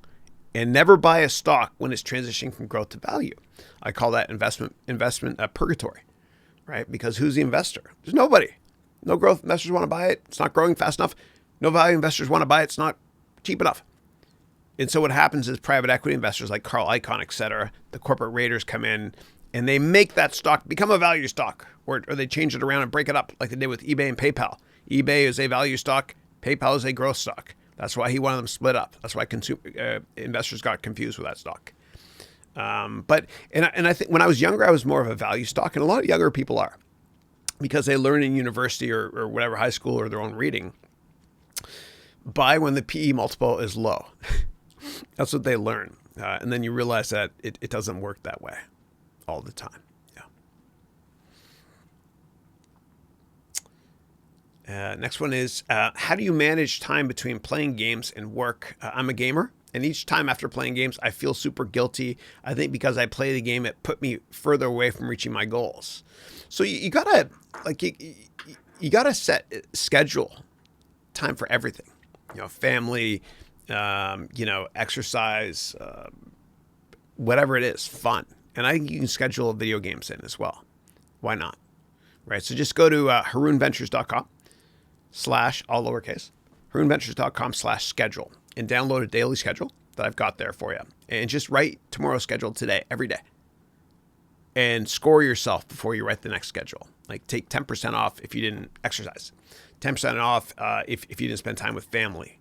10% off if you didn't play video games. That's right. Because you can find time. Because if you want something to get done, give it to a busy person. But there's no reason that you can't do two things at once. So for me, I find that I'm productive partially because, I love doing what I'm doing, but also I multitask. I do two things at once. Like I'll do my conference calls, whatever, when I'm walking. I'll do a lot of work on the elliptical trainer in my house, in my garage. I have a cheap one. And it's great because elliptical training is like, it's cross-country skiing. It works every muscle group. And if this doesn't work, this will never reach its potential in life. And so what I do is I put my iPad or my laptop right on it, the elliptical trainer, and I do work, when I'm doing that. Or I have a little cycle thing, which I left in the house, but under the desk usually. So I can do a couple things at once. So maybe you can buy one of those little below the table bicycle things here. You can buy them for $100, whatever, online. And you can do that while you play video games. And that way you get in your gaming as well as your exercise at the same time.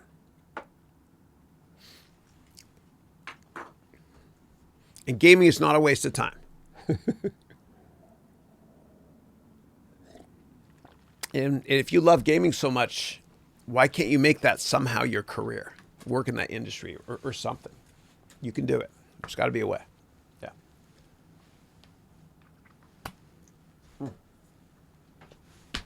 All right. All right. Let me turn off the air conditioning. Whoops.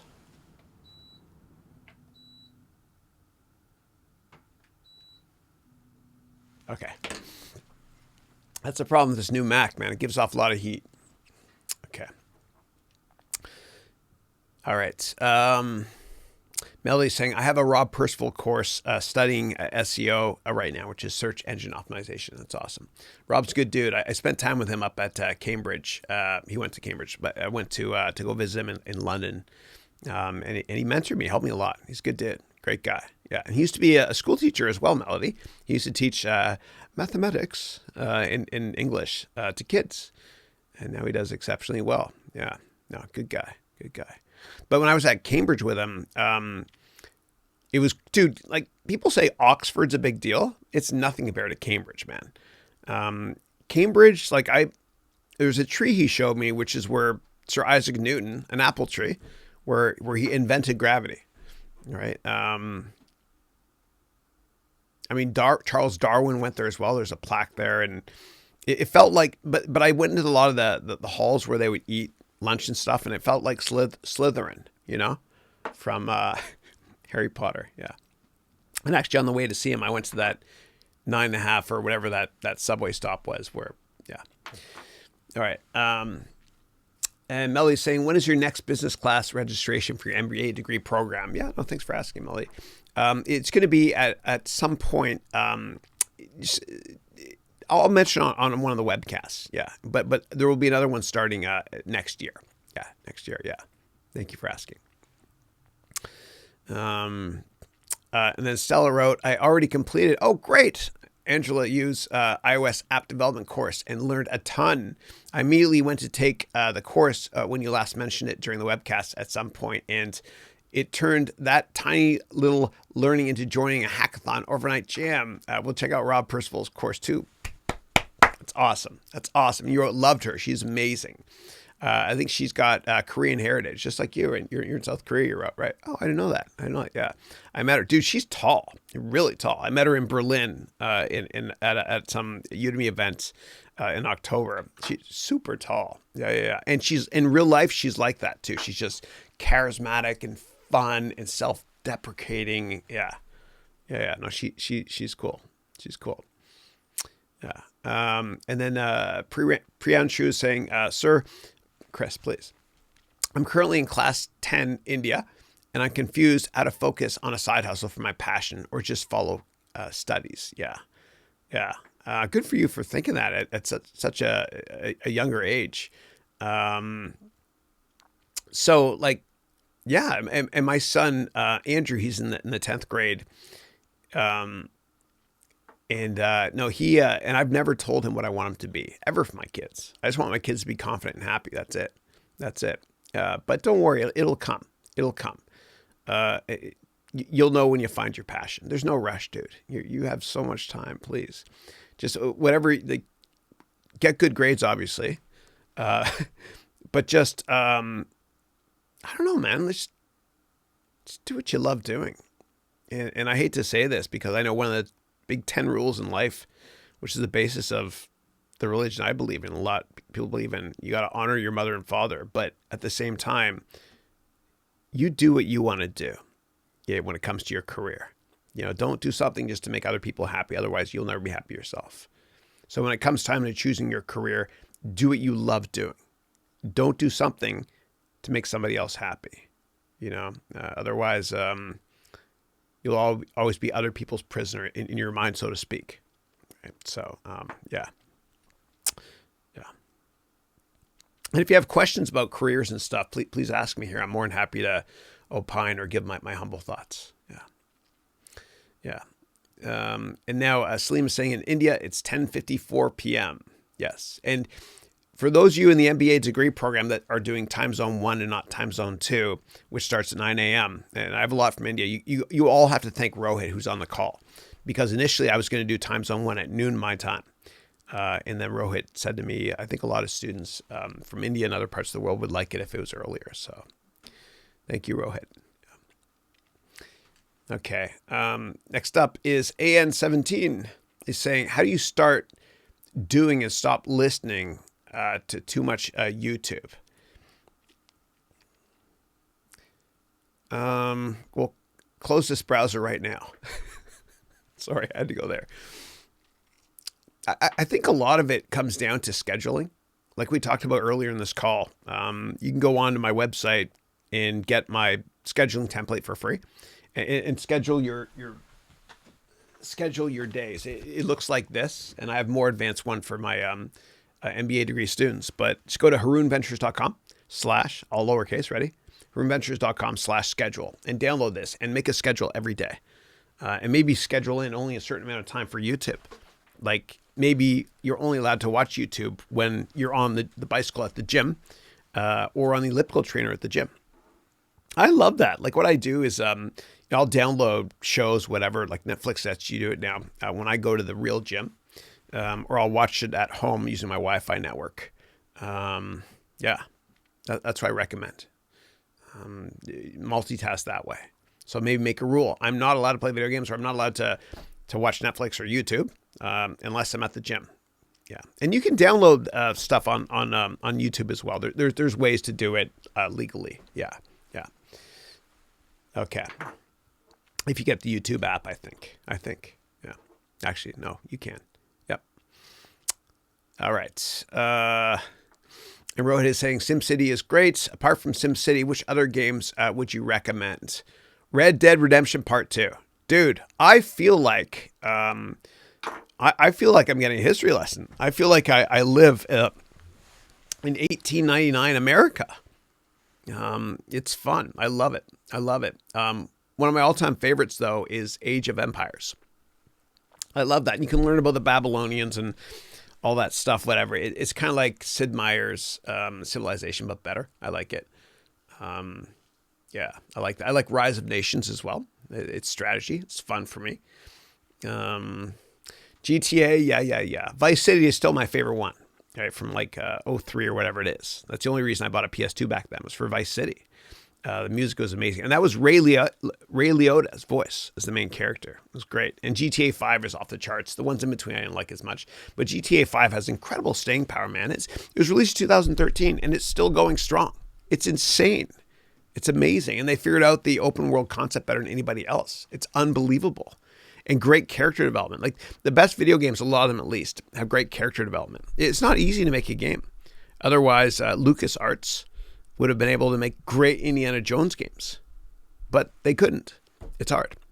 The only Indiana Jones games out there, or adventure ones like that, which I love, is made by Naughty Dog Studio. You should buy all their games.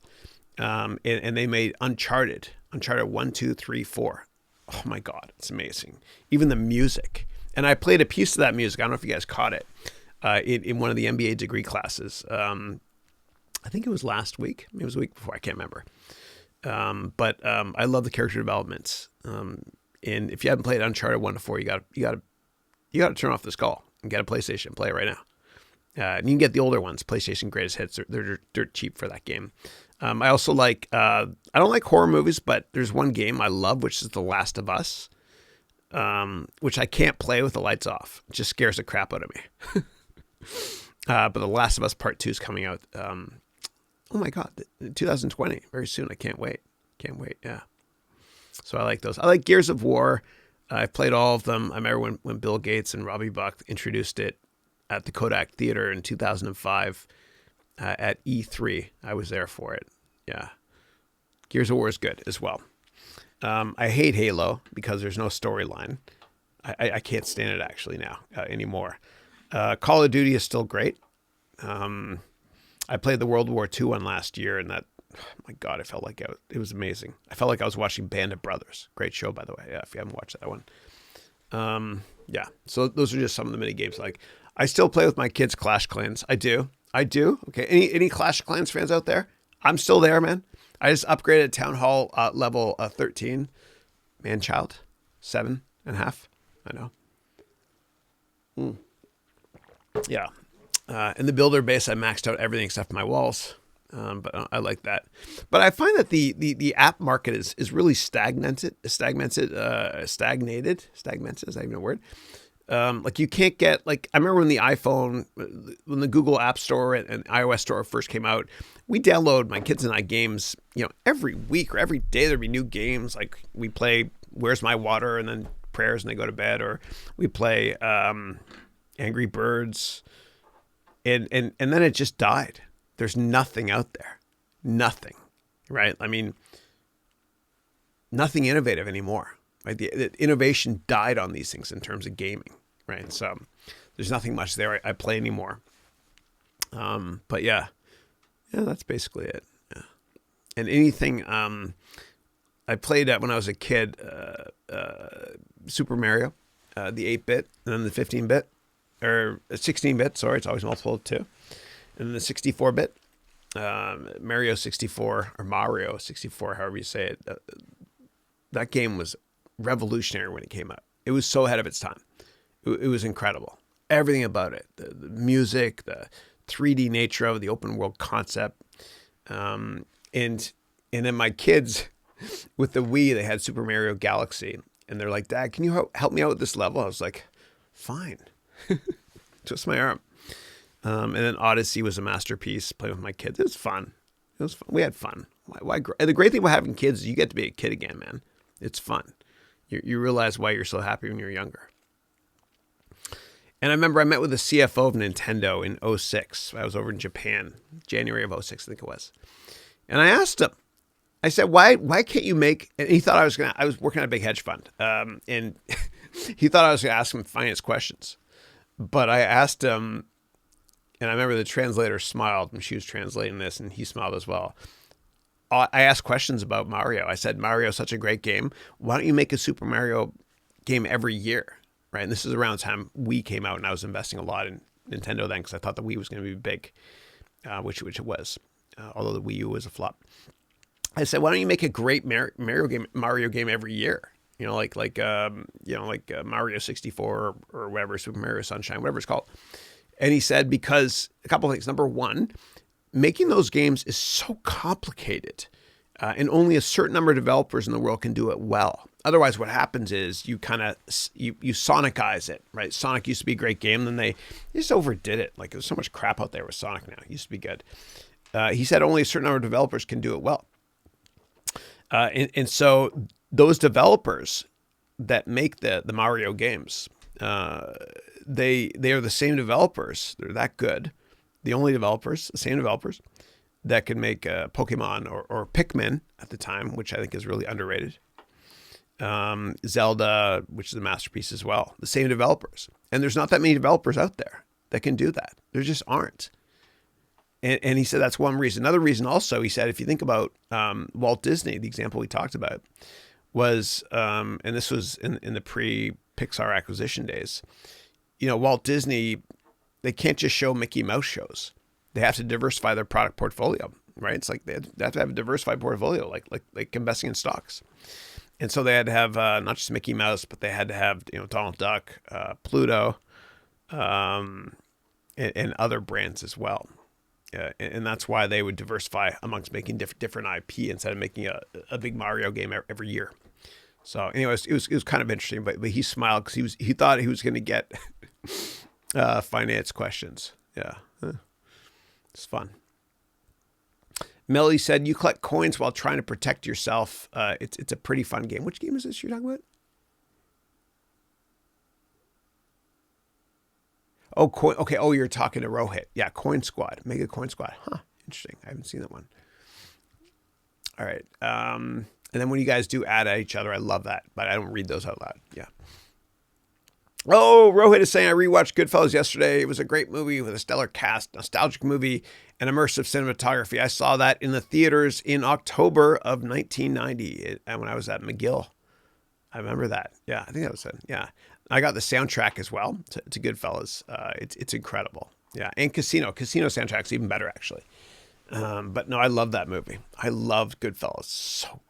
So good. Yeah, and that's one of the reasons why they cast Ray Liotta to be the main character in Grand Theft Auto Vice City. It was because of that movie. Yeah, and if you play Vice City, it kind of reminds me of a little bit of Goodfellas, but a little bit more of Scarface.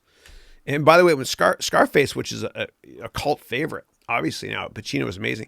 When it came out, that movie, Scarface, everybody thought it was garbage. They thought Pacino's accent was ridiculous, and people thought it was a commercial bomb. Bizarre. Okay? And Oliver Stone made that movie. And he was good buddies with Steven Spielberg. And so he let Steven Spielberg make one scene in the movie. He said, hey, I'm going to give you a scene to make. You want to make it? He's like, yeah, sure. The scene where Pacino came out, all drugged up, whatever, cocaine's terrible. But, and he said, say hello to my little friend. That scene on the staircase, that was actually done, directed by Spielberg, not Oliver Stone. Okay. And Melody is saying, I need to set those barriers too. I think I'm suffering from burnout now. I got you. I'm with you, Melody. Totally. Totally. I'm actually burned out right now. Yeah. Yeah. But it's hard though when you do, like, Melody, for you, I know you're teaching full time and you got the side hustle of making Udemy courses. It's tough to draw the line and just, you got to make that one day a week to spend with your son and daughter, and, you know, just kind of, yeah, you got to schedule that stuff. It's hard. It's hard. And what gets even harder though, Melody, is when you're doing what you're truly passionate about. And what happens is you love it so much that you don't know when to say when. You know, it's hard for me to stop. Like, I love doing what I'm doing. But I have to push back sometimes, you know, and Christine's great about it, and the kids too. And yeah, they kind of keep me in check and balanced, I guess. Yeah.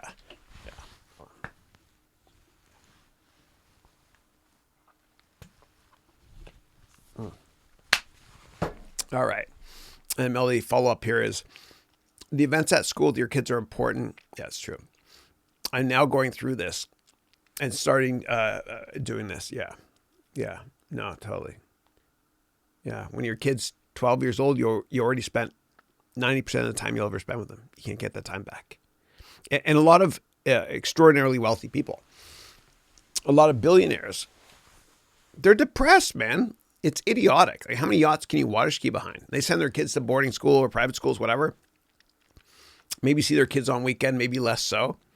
And then they wake up one day and they're like, oh my God, I have all this money, but my heart is empty. And then their kids are in therapy. And yeah. Yeah. All right. And then Aman, hey Aman, is saying, how do you acquire this level of mindset? I think it's like watch that. If you get a chance, please watch that speech I talked about earlier. Go to my YouTube channel and watch the San Francisco State graduation speech I gave. You get to a point in your life where you realize that the whole rat race thing of chasing money is so stupid. And of course, I get it. We all have to live. I get it. But enough is enough. You know, at one point in our lives, we got to just push back and say, what am I here for? What am I doing? You know, when I was younger, I used to laugh so hard until it hurt. And then I joined a big company, and then I'm just not laughing like I used to. Why? Because when you're a kid, you were yourself. But when you get older, you're trying to be somebody else. And somebody else's opinion of you doesn't have to become your reality. And you just realize, fuck it. Sorry for swearing. But I'm just going to be me. And right now I'm actually recording a lecture for the MBA degree program. And if you get a chance, and I read this in that lecture, but I used to have my own ink column. Do a search on this article I wrote. I think it'll have a big impact on you. 8 reasons to quit dreaming and start your company today. Take a screenshot of that if you want, and just do a search. Just do a search on that. You know what I'll do? I'm actually going to point. So when people make YouTube videos, what they do is at the end of the YouTube video, they point and they smile. And then what they do is they take a screenshot to make that the cover image, the thumbnail. I'm going to do that right now. Here I go. All right. So I'm going to take this here. Hold on. And I'm going to point. And you guys will see in a couple hours, I'll make this the thing. Yeah. There you go. That's kind of cool. That's kind of a cool thumbnail, because I've got here that poster of Malala and this as well. And what I have to do now, just so I remember what time I did this at, is I got to take a screen print of my iPhone, so I know the time code for that. Yeah. All right, cool.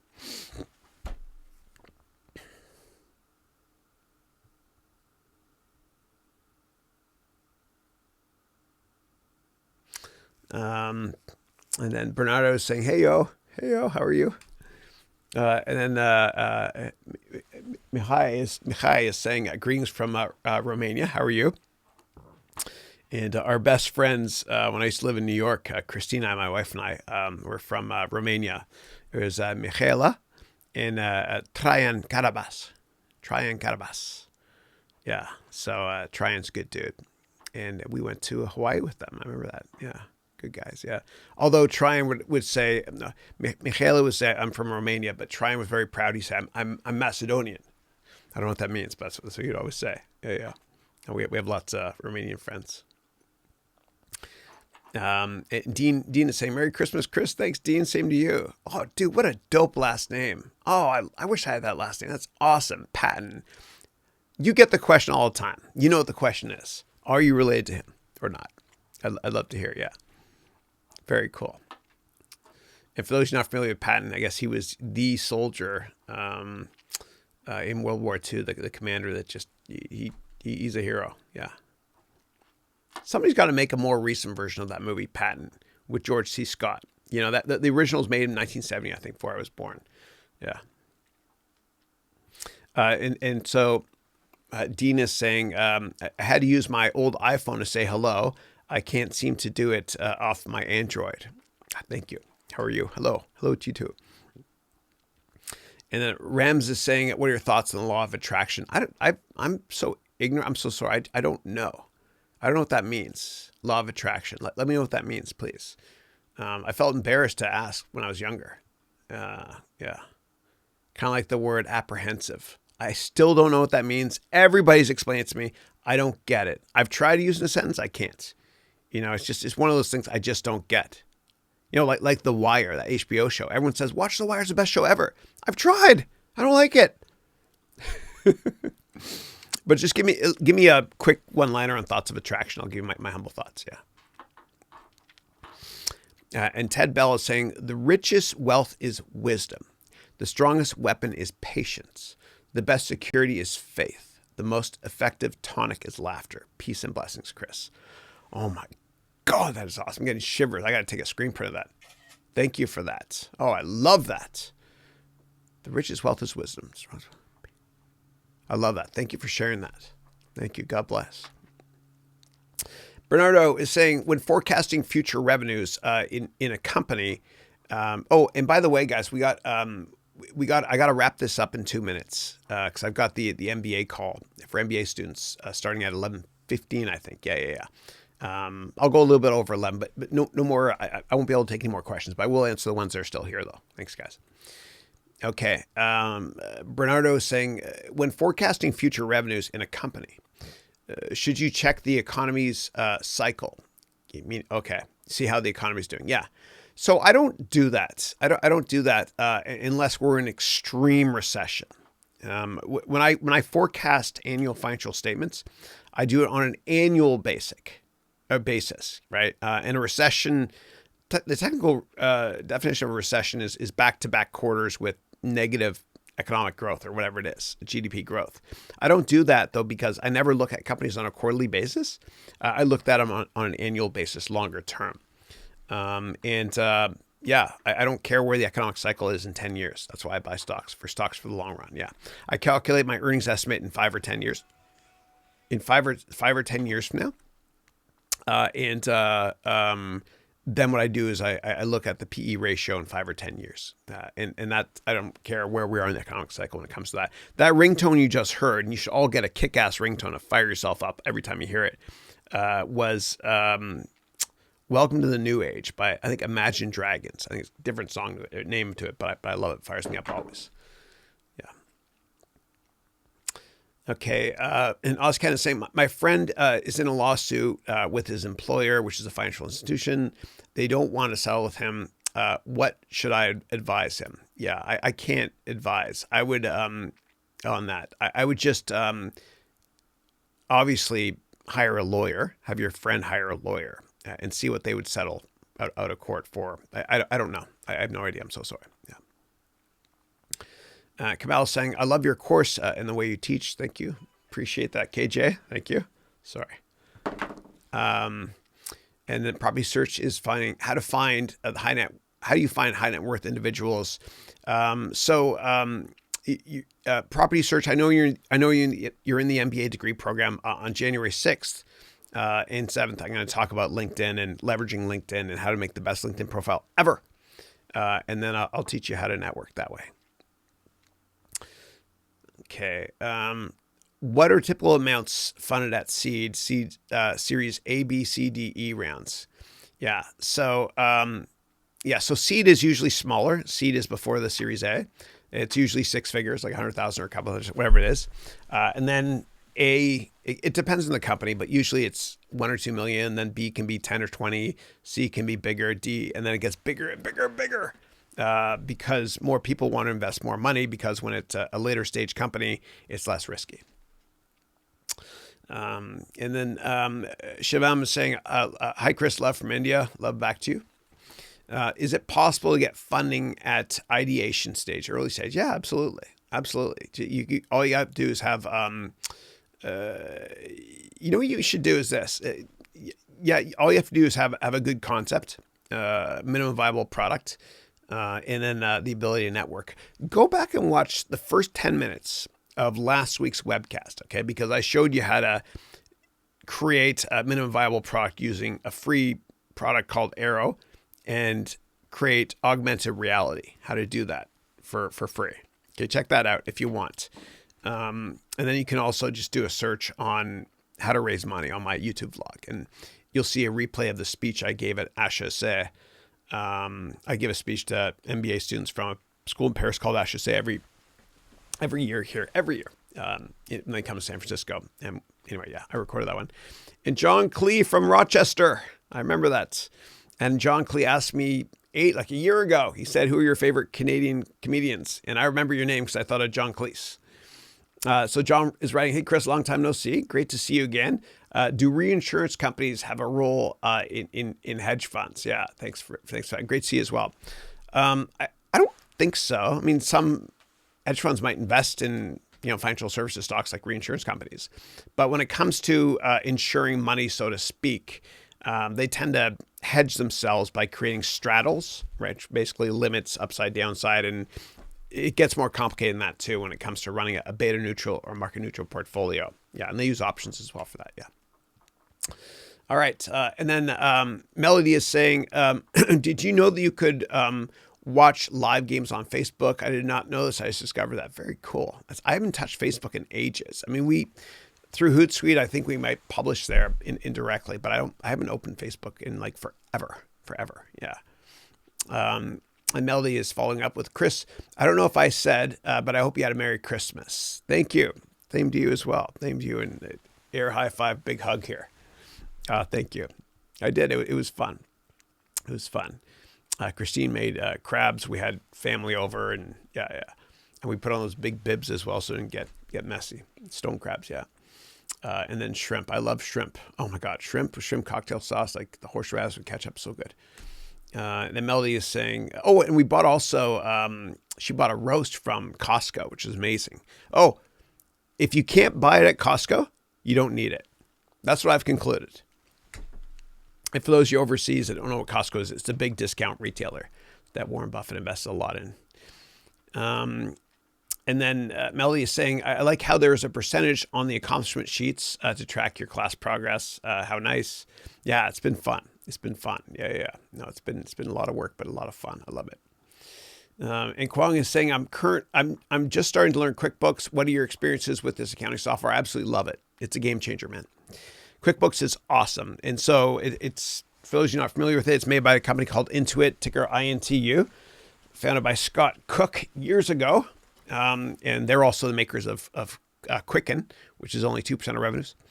But QuickBooks is amazing. It's really, really easy to use. I've used it for years. There's a mobile version as well, which is pretty cool. It's kind of like a companion app for the desktop version and a cloud version. It's amazing because you don't have to understand financial statements at all to use QuickBooks. And the way I used to use it was as follows. This is awesome. This is back when I was running my hedge fund, even back in 2008 or whatever it was. I'd have employees. In QuickBooks, I would have it linked directly to my bank account. It would automatically pull in the financial statements from my bank account. It would automatically pull in all my credit card statements over the web, even back then. It would automatically pay my employees, and then would automatically send federal and state taxes to the correct departments every 2 weeks, as well as the forms, complete them all automatically. And then at the end of the year, I provide my accountant with a password to log in to access that file and do my taxes. I did nothing. And whenever I wanted to create an income statement, balance sheet, or cash flow statement, I went up to the menu and said, make income statement, make cash flow statement, make balance sheet. It would make it. It's that easy. It's awesome. Absolutely love it. Absolutely love it. It's great. Yeah. Next, John is saying, would you say shell companies are unethical, illegal, or both? I don't know. It all depends. All depends. But I will say there's nothing unethical about investing your money in different countries to try to minimize taxes. There's nothing wrong with that, as long as you don't break the tax laws. Nothing wrong with that. Yeah. Salim is saying, what is the best skill to acquire in 2020? Gosh. I mean, there's always different buzzwords like data scientist, and big data, because data wasn't big until they invented that term, I guess. I guess anything technology oriented that can help you to be more productive and efficient. But just do what you're most passionate about in 2020.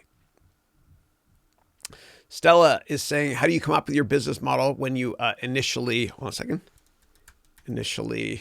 started your company?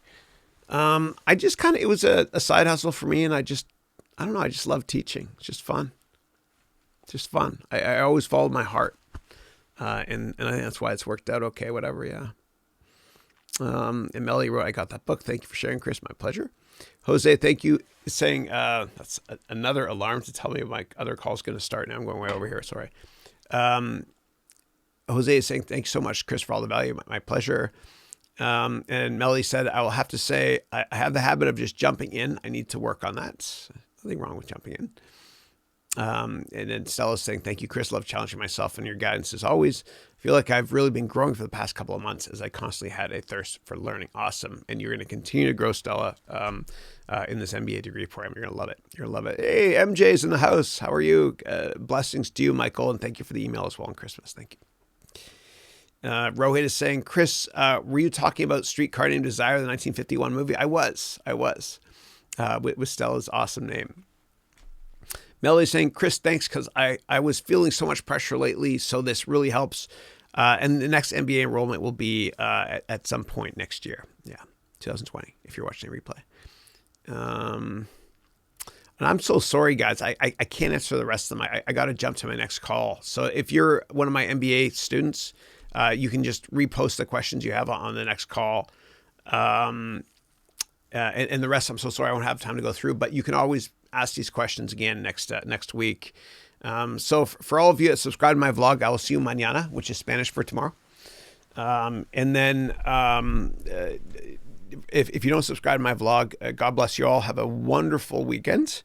Happy New Year's. And I will see you, as always, next Thursday at 8 a.m. my time. Thank you.